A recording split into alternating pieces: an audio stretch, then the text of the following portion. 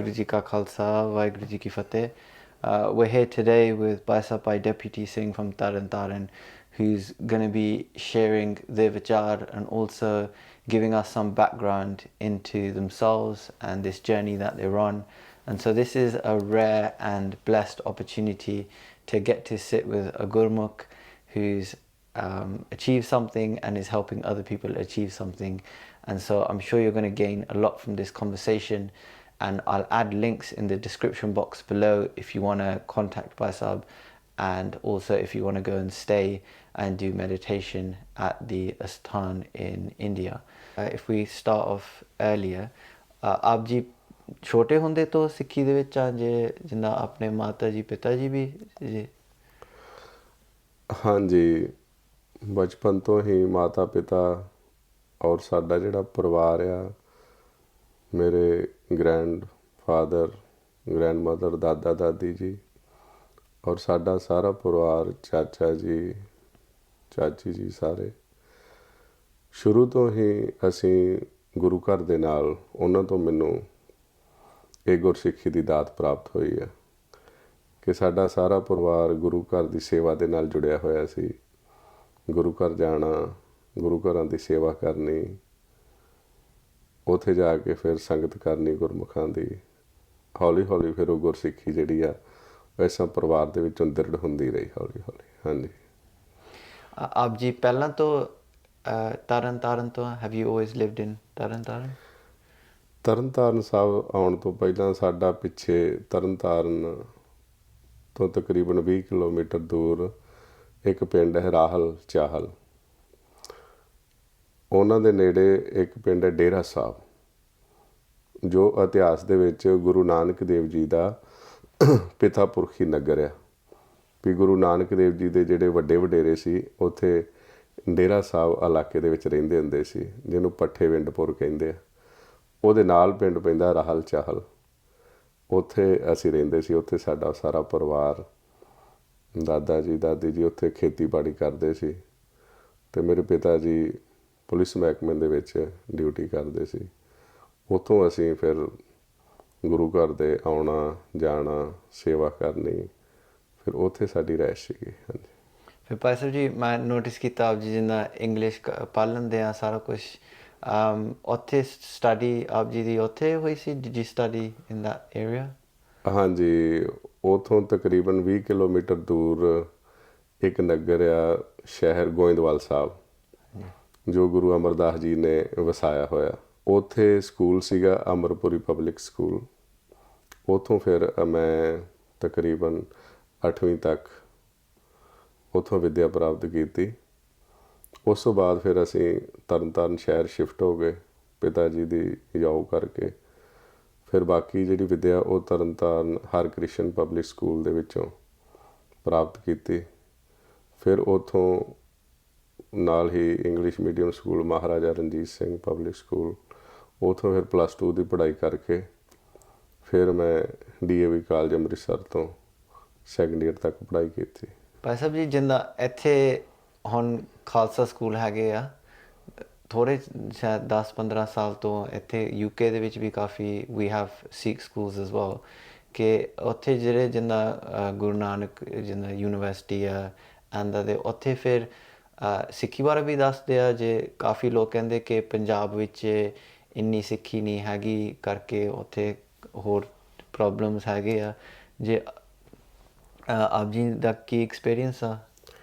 University ਤਾਂ ਮੈਂ ਨਹੀਂ ਗਿਆ, ਬਟ ਜਿਹੜੇ ਸਾਡੇ ਸਕੂਲ ਲੈਵਲ ਦੇ ਉੱਪਰ ਸਕੂਲਿੰਗ ਆ, ਜਿਹੜੀ ਸਕੂਲਿੰਗ ਦੀ ਜਿਹੜੀ ਪੜ੍ਹਾਈ ਹੈ ਬੱਚਿਆਂ ਦੀ, ਉਹਦੇ ਨਾਲ ਨਾਲ ਇੱਕ ਡਿਵਿਨਿਟੀ ਦੀ ਸਾਡੀ ਕਲਾਸ ਜ਼ਰੂਰ ਲੱਗਦੀ ਹੁੰਦੀ ਸੀ, ਜਿਸ ਦੇ ਵਿੱਚ ਕੀਰਤਨ ਸਿੱਖਣਾ, ਹਾਰਮੋਨੀਅਮ ਪਲੇ ਕਰਨਾ, ਤਬਲਾ ਪਲੇ ਕਰਨਾ ਸਿੱਖਣਾ, ਜਾਂ ਗੁਰਬਾਣੀ ਦੀ ਕਲਾਸ, ਇਤਿਹਾਸ ਦੇ ਵਿੱਚ ਉਹਨੂੰ ਡਿਵਿਨਿਟੀ ਦੀ ਕਲਾਸ ਕਹਿੰਦੇ ਸੀ। ਉਹ ਛੋਟੇ ਸਕੂਲਾਂ ਤੋਂ ਹੀ ਲੱਗਦੀ ਆ, ਅਤੇ ਮੈਨੂੰ ਲੱਗਦਾ ਵੀ ਹਰ ਇੱਕ ਸਕੂਲ ਦੇ ਵਿੱਚ ਲੱਗ ਰਹੀ ਆ। ਕੋਸ਼ਿਸ਼ ਤਾਂ ਸਾਰੇ ਕਰਦੇ ਆ, ਪਰ ਜਿਵੇਂ ਜਿਵੇਂ ਜ਼ਿਆਦਾਤਰ ਕਾਲ ਦਾ ਫਲਾਹ ਹੋਣ ਕਰਕੇ ਬੱਚਿਆਂ ਦਾ ਜਿਹੜਾ ਧਿਆਨ ਆ ਉਹ ਬਾਹਰਲੀਆਂ ਖੇਡਾਂ ਦੇ ਵਿੱਚ, ਬਾਹਰਲੀਆਂ ਚੀਜ਼ਾਂ ਸਿੱਖਣ ਦੇ ਵਿੱਚ ਜ਼ਿਆਦਾ ਹੁੰਦਾ, ਔਰ ਗੁਰਮਤਿ ਨੂੰ ਸਿੱਖਿਆ ਪ੍ਰਾਪਤ ਕਰਨ ਦੇ ਵਿੱਚ ਕਿਤੇ ਨਾ ਕਿਤੇ ਜਿਹੜੇ ਬੱਚੇ ਆ ਉਹ ਵੀ ਆਪਣਾ ਇੰਟਰਸਟ ਜਿਹੜਾ ਆ ਉਹ ਨਹੀਂ ਪੂਰਾ ਦੇ ਪਾਉਂਦੇ। ਇਸ ਕਰਕੇ ਉੱਥੇ ਫਿਰ ਉਹ ਜਿਹੜਾ ਸਿਸਟਮ ਹੈ ਉਹ ਫੇਲ ਹੋ ਜਾਂਦਾ। ਹਾਂਜੀ, ਇੱਥੇ ਦੇ ਪੇਰੈਂਟਸ ਹੁਣ ਜਿੱਦਾਂ ਮਹਾਰਾਜ ਦਰਸ਼ਨ ਕੌਰ ਸਾਰੇ ਚਾਹੁੰਦੇ ਕਿ ਉਹਨਾਂ ਦੇ ਬੱਚੇ ਜਿੱਦਾਂ ਸਿੱਖੀ ਵਿੱਚ ਰਹਿਣ, ਕਿ ਸਿੱਖੀ ਵਿੱਚ ਆਉਣ, ਤਾਂ ਹੀ ਸੰਥਿਆ ਵਿੱਚ ਲਾਉਂਦੇ ਆ, ਕੀਰਤਨ ਕਲਾਸਿਸ ਦੇ ਵਿੱਚ ਲਾਉਂਦੇ ਆ, ਹੋਰ ਕੈਂਪਾਂ 'ਤੇ ਭੇਜਦੇ ਆ। ਜੇ ਬੱਚਿਆਂ ਨੂੰ ਸਿੱਖੀ ਦੇ ਵਿੱਚ ਰੱਖਣਾ, ਕੀ ਉਹਨਾਂ ਨੂੰ ਸਿਖਾਉਣਾ ਚਾਹੀਦਾ ਹੈ? What should we teach our kids if we want them to be good Sikhs? ਹਾਂ ਬਿਲਕੁਲ, ਸਭ ਤੋਂ ਜ਼ਰੂਰੀ ਤੇ ਉਹਨਾਂ ਨੂੰ, ਜੇ ਤੁਸੀਂ ਸਿੱਖੀ ਦੇ ਵਿੱਚ ਪਰਪੱਕ ਕਰਨਾ ਚਾਹੁੰਦੇ ਹੋ ਤੇ ਉਹਨਾਂ ਨੂੰ ਗੁਰਬਾਣੀ ਜੋ ਹੈ, ਗੁਰਬਾਣੀ ਦੇ ਅਨੁਸਾਰ ਜੀਵਨ ਬਤੀਤ ਕਰਨਾ, ਗੁਰਬਾਣੀ ਅਨੁਸਾਰ ਜੀਵਨ ਜਿਉਣਾ, ਇਹ ਸਿੱਖਿਆ ਜਿਹੜੀ ਆ ਉਹ ਦੇਣੀ ਚਾਹੀਦੀ ਆ। ਕਿਉਂਕਿ ਮਹਾਰਾਜ ਕਹਿੰਦੇ ਨੇ, ਗੁਰਬਾਣੀ ਇਸ ਜੱਗ ਮੇ ਚਾਨਣ, ਕਰਮ ਵਸੇ ਮਨ ਆਏ। ਜਦੋਂ ਵੀ ਅਸੀਂ ਅਧਿਆਤਮਿਕ ਸਿੱਖਿਆ ਲੈਣੀ ਆ, ਗੁਰਮਤਿ ਦੀ ਰੌਸ਼ਨੀ ਦੇ ਵਿੱਚ ਹੋਣੀ ਚਾਹੀਦੀ ਆ। ਕਿਉਂਕਿ ਕਈ ਦਫਾ ਸਿੱਖਿਆ ਦੇਣ ਵਾਲੇ ਦਾ ਆਪਣਾ ਪਰਸਨਲ ਐਕਸਪੀਰੀਅੰਸ ਹੁੰਦਾ ਵਾ, ਉਹ ਧਰਮ ਨੂੰ ਹੋਰ ਤਰੀਕੇ ਨਾਲ ਦੇਖਦੇ ਨੇ ਜੀਵ। ਇਸ ਕਰਕੇ ਜਦੋਂ ਆਪਾਂ ਪ੍ਰੋਪਰ ਕਿਸੇ ਨੂੰ ਸਿੱਖ ਬਣਾਉਣਾ ਚਾਹੁੰਦੇ ਆ ਤੇ ਉਹ ਗੁਰੂ ਦੀ ਵਿਚਾਰਧਾਰਾ ਦੁਆਰਾ ਹੀ ਬਣ ਸਕਦਾ। ਸਿੱਖੀ, ਸਿੱਖਿਆ, ਗੁਰ, ਵਿਚਾਰ। ਸਿੱਖ ਵਾਸਤੇ ਗੁਰੂ ਦੀ ਸਿੱਖਿਆ ਸਭ ਤੋਂ ਉੱਤਮ ਆ। ਗੁਰਬਾਣੀ ਦੇ ਅਨੁਸਾਰ ਹੀ ਸਾਨੂੰ ਅਧਿਆਤਮਿਕ, ਸਮਾਜਿਕ ਤੇ ਪਰਿਵਾਰਕ ਇਹ ਸਿੱਖਿਆ ਜਿਹੜੀ ਆ ਉਹ ਗ੍ਰਹਿਣ ਕਰਨੀ ਚਾਹੀਦੀ ਹੈ ਗੁਰਮਤਿ ਦੀ ਰੌਸ਼ਨੀ ਦੇ ਵਿੱਚ। ਫਿਰ ਹੀ ਜਿਹੜਾ ਜੀਵ ਹੈ ਉਹ ਸੱਚਾ ਸਿੱਖ ਬਣ ਸਕਦਾ। Pastor, where did you learn this from? ਹਾਂਜੀ, ਇਸ ਮਾਲਕ ਨੇ ਕਿਰਪਾ ਕੀਤੀ, ਸੰਯੋਗ ਬਣਿਆ ਜਦੋਂ ਮੈਂ DAV ਕਾਲਜ ਪੜ੍ਹਦਾ ਸੀ ਤੇ ਮੇਰੇ ਪਿਤਾ ਜੀ ਦਾ ਸੰਯੋਗ ਸਾਡੇ ਸਤਿਕਾਰਯੋਗ ਭਾਈ ਸਾਹਿਬ ਭਾਈ ਸੇਵਾ ਸਿੰਘ ਜੀ ਦੇ ਨਾਲ ਹੋਇਆ। ਭਾਈ ਸੇਵਾ ਸਿੰਘ ਜੀ ਨੇ ਜਦੋਂ ਪਿਤਾ ਜੀ ਦੇ ਨਾਲ ਗੁਰਬਾਣੀ ਦਾ ਭੇਦ ਖੋਲ੍ਹਿਆ ਤੇ ਪਿਤਾ ਜੀ ਸਤੋਗੁਣੀ ਸੀ ਔਰ ਮਾਲਕ ਦੇ ਮਿਲਾਪ ਦੀ ਇੱਛਾ ਰੱਖਦੇ ਸੀ। ਉਹਨਾਂ ਨੂੰ ਲੱਗਾ ਵੀ ਇਹ ਜਿਹੜਾ ਰਸਤਾ ਆ ਗੁਰਬਾਣੀ ਦੁਆਰਾ, ਇਹ ਜੋ ਭਾਈ ਸਾਹਿਬ ਨੇ ਸਮਝਾਇਆ, ਇਹ ਬਹੁਤ ਸੁਖੈਨ ਤੇ ਸੌਖਾ ਰਸਤਾ। ਔਰ ਉਹਨਾਂ ਨੇ ਕੋਸ਼ਿਸ਼ ਕੀਤੀ ਉਸ ਰਸਤੇ 'ਤੇ ਚੱਲਣ ਦੀ। ਉਹਨਾਂ ਨੂੰ ਥੋੜ੍ਹਾ ਅਨੁਭਵ ਹੋਇਆ ਤੇ ਉਹਨਾਂ ਨੇ ਫਿਰ ਪਰਿਵਾਰ ਦੇ ਵਿੱਚ ਗੱਲ ਕੀਤੀ ਤੇ ਉੱਥੋਂ ਫਿਰ ਉਹ ਭਾਈ ਸਾਹਿਬ ਦੇ ਨਾਲ ਸਾਡਾ ਸੰਪਰਕ ਹੋਇਆ, ਭਾਈ ਸੇਵਾ ਸਿੰਘ ਜੀ। ਉਹਨਾਂ ਦੇ ਨਾਲ ਸੰਪਰਕ ਜਦੋਂ ਹੋਇਆ ਤੇ ਉਹਨਾਂ ਦੇ ਨਾਲ ਜਦੋਂ ਵਿਚਾਰ ਸਰਵਣ ਕੀਤੇ ਵੀ ਜੇ ਤੁਸੀਂ ਸੱਚ ਨੂੰ ਮਿਲਣਾ ਚਾਹੁੰਦੇ ਹੋ, ਮਾਲਕ ਨੂੰ ਮਿਲਣਾ ਚਾਹੁੰਦੇ ਹੋ, ਤਾਂ ਤੁਹਾਨੂੰ ਇਸ ਕਾਇਆਂ ਦੀ ਖੋਜ ਕਰਨੀ ਪਏਗੀ। ਤਾਂ ਅਸੀਂ ਬਾਹਰਮੁਖੀ ਕਿਰਿਆ ਤਾਂ ਬਹੁਤ ਕਰਦੇ ਸੀ, ਬਾਹਰਮੁਖੀ ਕੋਸ਼ਿਸ਼ ਕਰਦੇ ਸੀ ਜਿਵੇਂ ਜਿਵੇਂ ਅੱਜ ਤੱਕ ਦੱਸਿਆ ਗਿਆ ਆਪਾਂ ਨੂੰ, ਪਰ ਅੰਦਰ ਦੀ ਖੋਜ ਦਾ ਜਿਹੜਾ ਸਫ਼ਰ ਆ, ਅਧਿਆਤਮਿਕ ਦਾ ਸਫ਼ਰ ਆ, ਉਹ ਭਾਈ ਸਾਹਿਬ ਦੀ ਸੰਗਤ ਵਿੱਚੋਂ ਪ੍ਰਾਪਤ ਹੋਇਆ। ਉਹਨਾਂ ਨੇ ਜਦੋਂ ਦੱਸਿਆ ਫਿਰ ਭੇਦ ਖੁੱਲ੍ਹਾ, ਫਿਰ ਉਹਨਾਂ ਦੇ ਅਨੁਸਾਰ ਅਸੀਂ ਕੋਸ਼ਿਸ਼ ਕੀਤੀ। ਭਾਈ ਸਾਹਿਬ ਦੀ ਸੰਗਤ ਕਰਦਿਆਂ ਕਰਦਿਆਂ ਹੌਲੀ ਹੌਲੀ ਮਾਲਕ ਨੇ ਬਖਸ਼ਿਸ਼ ਕੀਤੀ, ਕਿਰਪਾ ਕੀਤੀ। ਪਾਸਟਰ ਜੀ, ਹੁਣ ਉਸ ਟਾਈਮ 'ਤੇ ਜਿੰਨਾ ਇੰਨੇ ਮੇਰੇ ਹਿਸਾਬ ਨਾਲ ਇੰਨਾ ਪ੍ਰਚਾਰ ਨਹੀਂ ਹੋ ਰਿਹਾ ਸੀ ਸਿਮਰਨ ਦੁਆਰਾ ਕਿ ਸਿਮਰਨ ਕਰੋ। ਜਿੰਨਾ ਹੁਣ ਹੌਲੀ ਹੌਲੀ ਮੈਂ ਦਰਸ਼ਨ ਕੋ ਵਿਚਾਰ ਕਰ ਰਹੇ ਸੀ ਕਿ ਪਿਛਲੇ 10-15 ਸਾਲਾਂ ਦੇ ਵਿੱਚ ਕਾਫੀ ਚੇਂਜ ਹੋ ਰਿਹਾ, ਕਾਫੀ ਲੋਕ ਸਿਮਰਨ ਕਰ ਰਿਹਾ, ਪਰ ਉਸ ਟਾਈਮ 'ਤੇ ਉਹ ਇੰਨੀ ਪੋਪੂਲਰ ਨਹੀਂ ਸੀਗਾ ਇਹ ਵਿਚਾਰ। ਲਾਇਕ ਔਖਾ ਰਿਹਾ ਇੰਨੇ ਚਿਰ ਬੈਠਣਾ, ਸਿਮਰਨ ਕਰਨਾ, ਕੋਸ਼ਿਸ਼ ਕਰਨਾ ਮਨ ਨੂੰ ਲਗਾਉਣ ਵਾਸਤੇ, ਕਿ ਵੱਡੇ ਭਾਗ ਵਾਲੇ ਆ ਜਿਹੜੇ ਅਟਰੈਕਟਿਡ ਆ ਇਸ ਚੀਜ਼ ਵਾਸਤੇ, ਕਰਕੇ ਈਜ਼ੀ ਨਹੀਂ ਹੈਗਾ ਇਹ ਐਸਾ ਹੁੰਦਾ। ਦੇਖੋ, ਆਪਾਂ ਸੁਰਤੀ ਚੱਲਦੀ ਆ ਰਹੀ ਸਾਡੀ ਪਿਛਲੇ ਜਨਮਾਂ ਦੀ, ਥੋੜ੍ਹੀ ਥੋੜ੍ਹੀ ਭਗਤੀ ਆਪਣੀ ਪਿਛਲੇ ਜਨਮਾਂ ਦੇ ਵਿੱਚ ਵੀ ਹੁੰਦੀ ਆ, ਅਤੇ ਜਦੋਂ ਸਾਡੇ ਪੂਰਬਲੇ ਕਰਮ ਅੰਕੁਰ ਪ੍ਰਗਟ ਹੁੰਦੇ ਤਾਂ ਸਾਨੂੰ ਐਸਾ ਕੋਈ ਪੁਰਖ, ਕੋਈ ਗੁਰਮੁਖ, ਕੋਈ ਬ੍ਰਹਮ ਗਿਆਨੀ ਦਾ ਮਿਲਾਪ ਹਾਸਲ ਹੋ ਜਾਂਦਾ।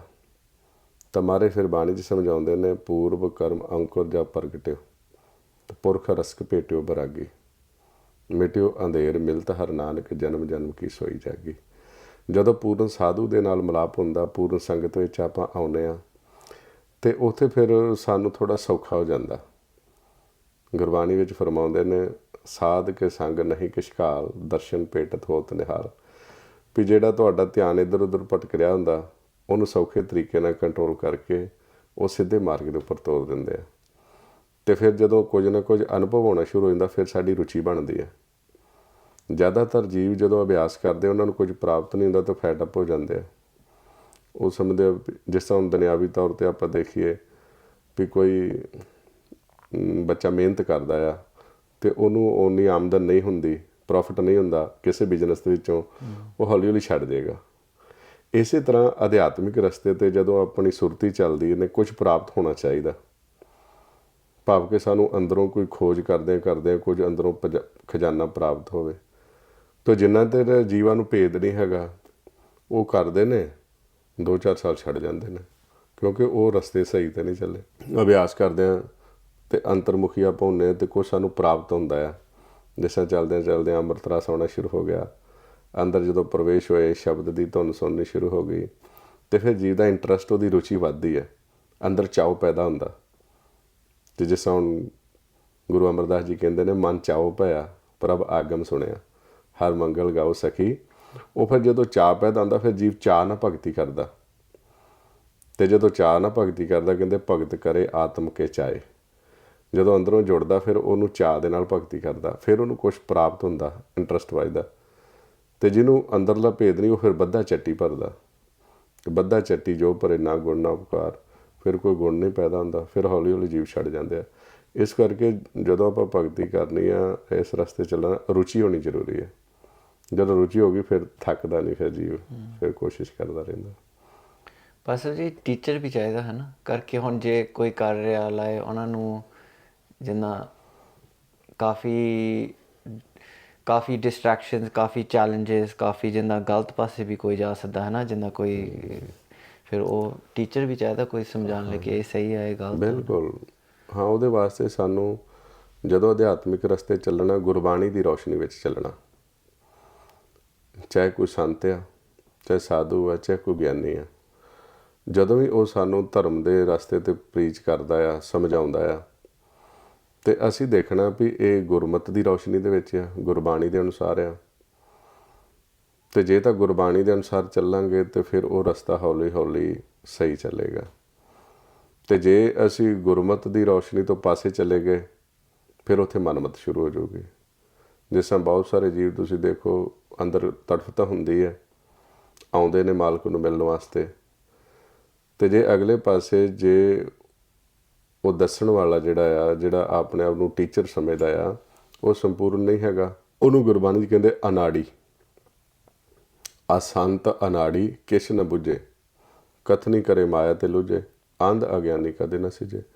ਉਹ ਜਿਹੜਾ ਅਨਾੜੀ ਆ ਉਹ ਫਿਰ ਹੌਲੀ ਹੌਲੀ ਕੀ ਕਰੇਗਾ, ਬਹੁਤ ਸਾਰੇ ਜੀਵ ਆਉਂਦੇ ਨੇ, ਕੋਈ ਇੱਥੇ ਧਿਆਨ ਲਵਾ ਦਿੰਦੇ ਨੇ ਮੱਥੇ ਵਿੱਚ, ਮਸਤਕ 'ਚ ਤੁਸੀਂ ਦੇਖੋਗੇ ਉੱਧਰ ਪੰਜਾਬ ਦੇ ਵਿੱਚ ਵੀ ਇਹੋ ਜਿਹੇ ਸਥਾਨ ਬਣੇ ਹੋਏ ਨੇ, ਲੱਖਾਂ ਲੋਕ ਉੱਥੇ ਆਉਂਦੇ ਨੇ, ਅਤੇ ਜੀਵ ਆਉਂਦੇ ਨੇ ਰੱਬ ਨੂੰ, ਪਰਮਾਤਮਾ ਨੂੰ ਮਿਲਣ ਵਾਸਤੇ, ਅਤੇ ਉਹ ਕਹਿਣਗੇ ਤੁਸੀਂ ਇੱਥੇ ਧਿਆਨ ਧਰੋ, ਮੱਥੇ ਵੀ ਧਿਆਨ ਲਵਾ ਕੇ, ਅਤੇ ਫਿਰ ਕਹਿਣਗੇ ਤੁਸੀਂ ਇੱਥੋਂ ਦੇਖੋ, ਤੁਹਾਨੂੰ ਇੱਥੋਂ ਆਕਾਰ ਤਸਵੀਰਾਂ ਨਜ਼ਰ ਆਉਣਗੀਆਂ, ਦਰਸ਼ਨ ਹੋਣਗੇ। ਹੁਣ ਉੱਥੇ ਜਿਹੜੇ ਦਰਸ਼ਨ ਸ਼ੁਰੂ ਹੋ ਜਾਂਦੇ ਨੇ ਆਕਾਰ ਦੇ ਨੇ, ਅਤੇ ਜਿਹੜਾ ਆਕਾਰ ਹੈ ਉਹ ਮਾਇਆ ਹੈ, ਉਹ ਮਾਇਆ ਦੇ ਦਰਸ਼ਨ ਕਰੀ ਜਾਂਦੇ, ਉੱਥੋਂ ਫਿਰ ਜੀਵ ਨੂੰ ਰਸਤਾ ਨਹੀਂ ਮਿਲਦਾ ਕੋਈ, ਅਤੇ ਉਹ ਆਪਣੇ ਜੀਵਨ ਦੀ ਬਾਜੀ ਹਾਰ ਜਾਂਦੇ ਨੇ। ਇਸ ਕਰਕੇ ਇਹ ਜਿਹੜਾ ਇੱਕ ਜਗਿਆਸੂ ਆ, ਜਗਿਆਸੂ ਭਾਵ ਸਿਖਿਆਰਥੀ ਆ, ਜਿਹੜਾ ਸਿੱਖਣ ਵਾਸਤੇ ਆਉਂਦਾ, ਅਤੇ ਜਿਹਦੇ ਕੋਲ ਉਹਨੇ ਸਿੱਖਣਾ ਵਾ, ਉਹਦਾ ਜਿਹੜਾ ਗੁਰਮਤਿ ਦੀ ਰੌਸ਼ਨੀ ਵਿੱਚ ਹੋਣਾ ਚਾਹੀਦਾ, ਕਿਉਂਕਿ ਜੋ ਗੁਰਬਾਣੀ ਆ ਉਹ ਸੰਪੂਰਨ ਗੁਰੂ ਆ। ਮਾਰੇ ਕਹਿੰਦੇ ਨੇ ਵਾਹੋ ਵਾਹੋ ਪੂਰੇ ਗੁਰ ਕੀ ਬਾਣੀ, ਪੂਰੇ ਗੁਰ ਤੇ ਉਪਜੀ ਸੱਚ ਸਮਾਣੀ। ਗੁਰੂ ਅਰਜਨ ਦੇਵ ਜੀ ਨੇ ਇਹਦੇ ਵਿੱਚ 15 ਭਗਤਾਂ ਦੀ ਬਾਣੀ ਇਕੱਠੇ ਇਸ ਕਰਕੇ ਦਰਜ ਕੀਤੀ ਵੀ ਜਦੋਂ ਤੁਸੀਂ ਕੋਈ ਵੀ ਗੱਲ ਕਰੋਗੇ, ਦੇਖਣਾ ਵੀ ਉਹ 15 ਭਗਤ ਜਿਹੜੇ ਨੇ ਉਹ ਮੋਹਰ ਲਾ ਰਹੇ ਨੇ। ਜਦੋਂ ਕੋਈ ਪ੍ਰੀਚ ਕਰਦਾ ਆ, ਫਿਰ ਗੁਰੂ ਸਾਹਿਬ ਦੀ ਆਪਣੀ ਬਾਣੀ ਆ, ਅਤੇ ਜੋ ਅਸੀਂ ਗੱਲ ਕਰ ਰਹੇ ਹਾਂ ਗੁਰਬਾਣੀ, ਗੁਰੂ ਮੋਹਰ ਲਾ ਰਿਹਾ ਉਹਦੇ ਉੱਪਰ। ਜੇ ਤਾਂ ਗੁਰਬਾਣੀ ਦੀ ਮੋਹਰ ਲੱਗ ਰਹੀ ਆ ਤਾਂ ਫਿਰ ਉਹ ਰਸਤਾ ਸਹੀ ਆ। ਅਤੇ ਅਗਰ ਜੀ ਆਪਣੀ ਮੱਤ ਦੁਆਰਾ ਕਹੀ ਜਾ ਰਿਹਾ ਇਸ ਤਰ੍ਹਾਂ ਕਰ ਲਓ, ਇਸ ਤਰ੍ਹਾਂ ਕਰ ਲਓ, ਜਿਸ ਤਰ੍ਹਾਂ ਇੱਥੇ ਧਿਆਨ ਧਰ ਲਓ, ਆਕਾਰ ਦੇਖੀ ਜਾਓ, ਜਿਸ ਤਰ੍ਹਾਂ ਬਹੁਤ ਸਾਰੇ ਜੀਵ ਕਹਿਣਗੇ ਵੀ ਮਹਾਰਾਜ ਕਹਿੰਦੇ ਨੇ ਗੁਰ ਕੀ ਮੂਰਤ ਮਨ ਮੇ ਧਿਆਨ, ਗੁਰੂ ਦੀ ਮੂਰਤ ਦਾ ਧਿਆਨ ਰੱਖੋ। ਲੇਕਿਨ ਹੁਣ ਮਹਾਰਾਜ ਸੱਚੇ ਪਾਤਸ਼ਾਹ ਕਹਿੰਦੇ ਨੇ ਗੁਰ ਕੀ ਮੂਰਤ ਮਨ ਮੇ ਧਿਆਨ, ਗੁਰ ਕਾ ਸ਼ਬਦ ਮੰਤਰ ਮਨ ਮਾਨ। ਗੁਰ ਮੂਰਤ ਗੁਰ ਸ਼ਬਦ ਹੈ, ਹਿਰਦੇ ਧਰੋ ਧਿਆਨ। ਗੁਰੂ ਦੀ ਮੂਰਤ ਕੀ ਹੈ? ਗੁਰੂ ਦਾ ਸ਼ਬਦ। ਜਦੋਂ ਆਪਾਂ ਰਸਤੇ ਤੇ ਚੱਲਣਾ, ਗੁਰੂ ਦਾ ਜਿਹੜਾ ਸ਼ਬਦ ਹੈ, ਗੁਰੂ ਨੇ ਸਾਨੂੰ ਗੁਰਮੰਤਰ ਦਿੱਤਾ, ਵਾਹਿਗੁਰੂ। ਅਸੀਂ ਇਸ ਸ਼ਬਦ ਦੀ ਧੁਨ ਵਿੱਚ ਧਿਆਨ ਰੱਖਣਾ, ਨਾ ਕਿ ਇਹਦੇ ਅੱਖਰਾਂ ਵਿੱਚ ਧਿਆਨ ਰੱਖਣਾ। ਜ਼ਿਆਦਾਤਰ ਜਿਹੜੇ ਜੀਵ ਨੇ ਉਹ ਅੱਖਰਾਂ ਵਿੱਚ ਧਿਆਨ ਰੱਖਦੇ ਨੇ, ਜਿਸ ਤਰ੍ਹਾਂ ਵਾਵਾ, ਹਾ, ਗੱਗਾ, ਰਾਰਾ, ਹੈ ਨਾ। ਇਹਨੂੰ ਮਹਾਰਾਜ ਕਹਿੰਦੇ ਨੇ ਧੁਨ ਮੈਂ ਧਿਆਨ, ਧਿਆਨ ਮੈਂ ਜਾਣਿਆ, ਗੁਰਮੁਖ ਕਥ ਕਹਾਣੀ। ਧਿਆਨ ਰੱਖਣਾ ਆਪਣੀ ਆਵਾਜ਼ ਵਿੱਚ, ਕਿਉਂਕਿ ਆਵਾਜ਼ ਜਿਹੜੀ ਆ ਉਹ ਦਿਸਦੀ ਨਹੀਂ ਹੈਗੀ। ਆਵਾਜ਼ ਤੇ ਮੈਂ ਬੋਲ ਰਿਹਾ, ਤੁਹਾਨੂੰ ਮੇਰੀ ਆਵਾਜ਼ ਸੁਣ ਰਹੀ ਆ, ਦਿਖਾਈ ਤਾਂ ਨਹੀਂ ਦੇ ਰਹੀ। ਇਸੇ ਤਰ੍ਹਾਂ ਜਿਸ ਪਾਰਬ੍ਰਹਮ ਨੂੰ ਮਿਲਣਾ ਵਾ, ਅਸੀਂ ਉਸ ਅਵਸਥਾ ਵਿੱਚ ਜਾਣਾ, ਸੂਖਮ ਹੋਣਾ। ਇਸ ਕਰਕੇ ਇਹ ਜਿਹੜੀ ਆਵਾਜ਼ ਆ, ਇਹਦੀ ਧੁਨ ਵਿੱਚ ਧਿਆਨ ਲਾਉਣਾ, ਜੋ ਆਪਣੀ ਆਵਾਜ਼ ਪੈਦਾ ਹੋ ਰਹੀ ਧੁਨ ਮੈਂ ਧਿਆਨ, ਧਿਆਨ ਮੈਂ ਜਾਣਿਆ, ਗੁਰਮੁਖ ਕਥ ਕਹਾਣੀ। ਇਸ ਧੁਨ ਨੇ ਹੌਲੀ ਹੌਲੀ ਸਾਨੂੰ ਉੱਥੇ ਲੈ ਜਾਣਾ ਜਿੱਥੇ ਅਨਹਦ ਧੁਨ ਆ। ਅਤੇ ਉਹ ਅਨਹਦ ਧੁਨ ਦੇ ਨਾਲ ਜਦੋਂ ਧਿਆਨ ਜੁੜ ਗਿਆ, ਇਹ ਗਿਆਨ ਨੇ ਧਿਆਨ ਵਿੱਚ ਤਬਦੀਲ ਹੋ ਜਾਣਾ। ਅਤੇ ਮਹਾਰਾਜ ਗੁਰਬਾਣੀ ਸਮਝਾਉਂਦੇ ਨੇ, ਕਹਿੰਦੇ ਗੁਰ ਗਿਆਨ ਅਰ ਧਿਆਨ ਤਤ ਸਿਉ ਤਤ ਮਿਲਾਵੇ, ਸੱਚ ਸੱਚ ਜਾਣੀਏ ਏਕ ਚਿਤੇ ਲਿਵਲਾਵੇ। ਅਸੀਂ ਫਿਰ ਉਹਦੇ ਵਿੱਚ ਸ਼ਬਦ ਵਿੱਚ ਧਿਆਨ ਲਾ ਕੇ ਅਗੰਮ ਦੇ ਵਿੱਚ ਜਾਣਾ ਹੁੰਦਾ। ਇਸ ਕਰਕੇ ਜ਼ਰੂਰੀ ਆ ਵੀ ਗੁਰਮਤ ਦੀ ਰੌਸ਼ਨੀ ਦੇ ਵਿੱਚ। ਬਸ ਜੀ, ਹੁਣ ਜਿੰਨਾ ਕਾਫੀ ਇੱਥੇ ਦੇ ਵੈਸਟਰਨ ਜਿਹਨਾਂ ਨੂੰ ਮੈਂ ਜਾਣਦਾ ਨੌਜਵਾਨ, ਉਹ ਚਾਹੁੰਦੇ ਕਿ ਇਸ ਮਾਰਗ 'ਤੇ ਤੁਰਨੇ ਰਹੇ। Lots of people want to walk the spiritual path, they want to make progress in terms of the spirituality. ਪਰ ਸਹੀ ਟੀਚਰ ਦੀ ਨਿਸ਼ਾਨੀਆਂ ਕੀ ਆ, ਕਿੰਦਾ ਪਤਾ ਲੱਗ ਸਕਦਾ? ਜਿੰਦਾ ਤੁਸੀਂ ਕਿਸੇ ਸੰਗਤ ਵਿੱਚ ਆਏ ਆ, if you come into a congregation, how do you know whether it's right for you to progress spiritually? ਕਿ ਉਹ ਸੰਗਤ, ਉਹ ਜਿੰਦਾ ਉਹ ਟੀਚਰ ਸਹੀ ਆ, ਕਿ ਉਹਦੀ ਕੋਈ ਗੁਰਬਾਣੀ ਅਨੁਸਾਰ ਕੋਈ ਸਟੈਂਪ ਹੈਗੀ ਹੈ? ਹਾਂਜੀ, ਬਿਲਕੁਲ। ਸਭ ਤੋਂ ਪਹਿਲਾਂ ਤਾਂ ਹੈ ਸਤਿਗੁਰੂ। ਜਿਸ ਤਰ੍ਹਾਂ ਗੁਰੂ ਨਾਨਕ ਦੇਵ ਮਹਾਰਾਜ ਸੱਚੇ ਪਾਤਸ਼ਾਹ ਜੀ ਸਤਿਗੁਰੂ ਦਾ ਖਿਤਾਬ ਲੈ ਕੇ ਸੰਸਾਰ 'ਚ ਆਏ ਨੇ। ਜਿਨ ਕੋ ਸਤਿਗੁਰ ਥਾਪਿਆ ਤਿਨ ਮੇਟ ਨ ਸਕੇ ਕੋਏ, ਉਨ ਅੰਤਰ ਨਾਮ ਨਿਦਾਨ ਹੈ ਨਾਮੋ ਪ੍ਰਗਟ ਹੋਏ। ਉਹਨਾਂ ਦੇ ਬਚਨ ਗੁਰਬਾਣੀ ਵਿੱਚ ਦਰਜ ਨੇ।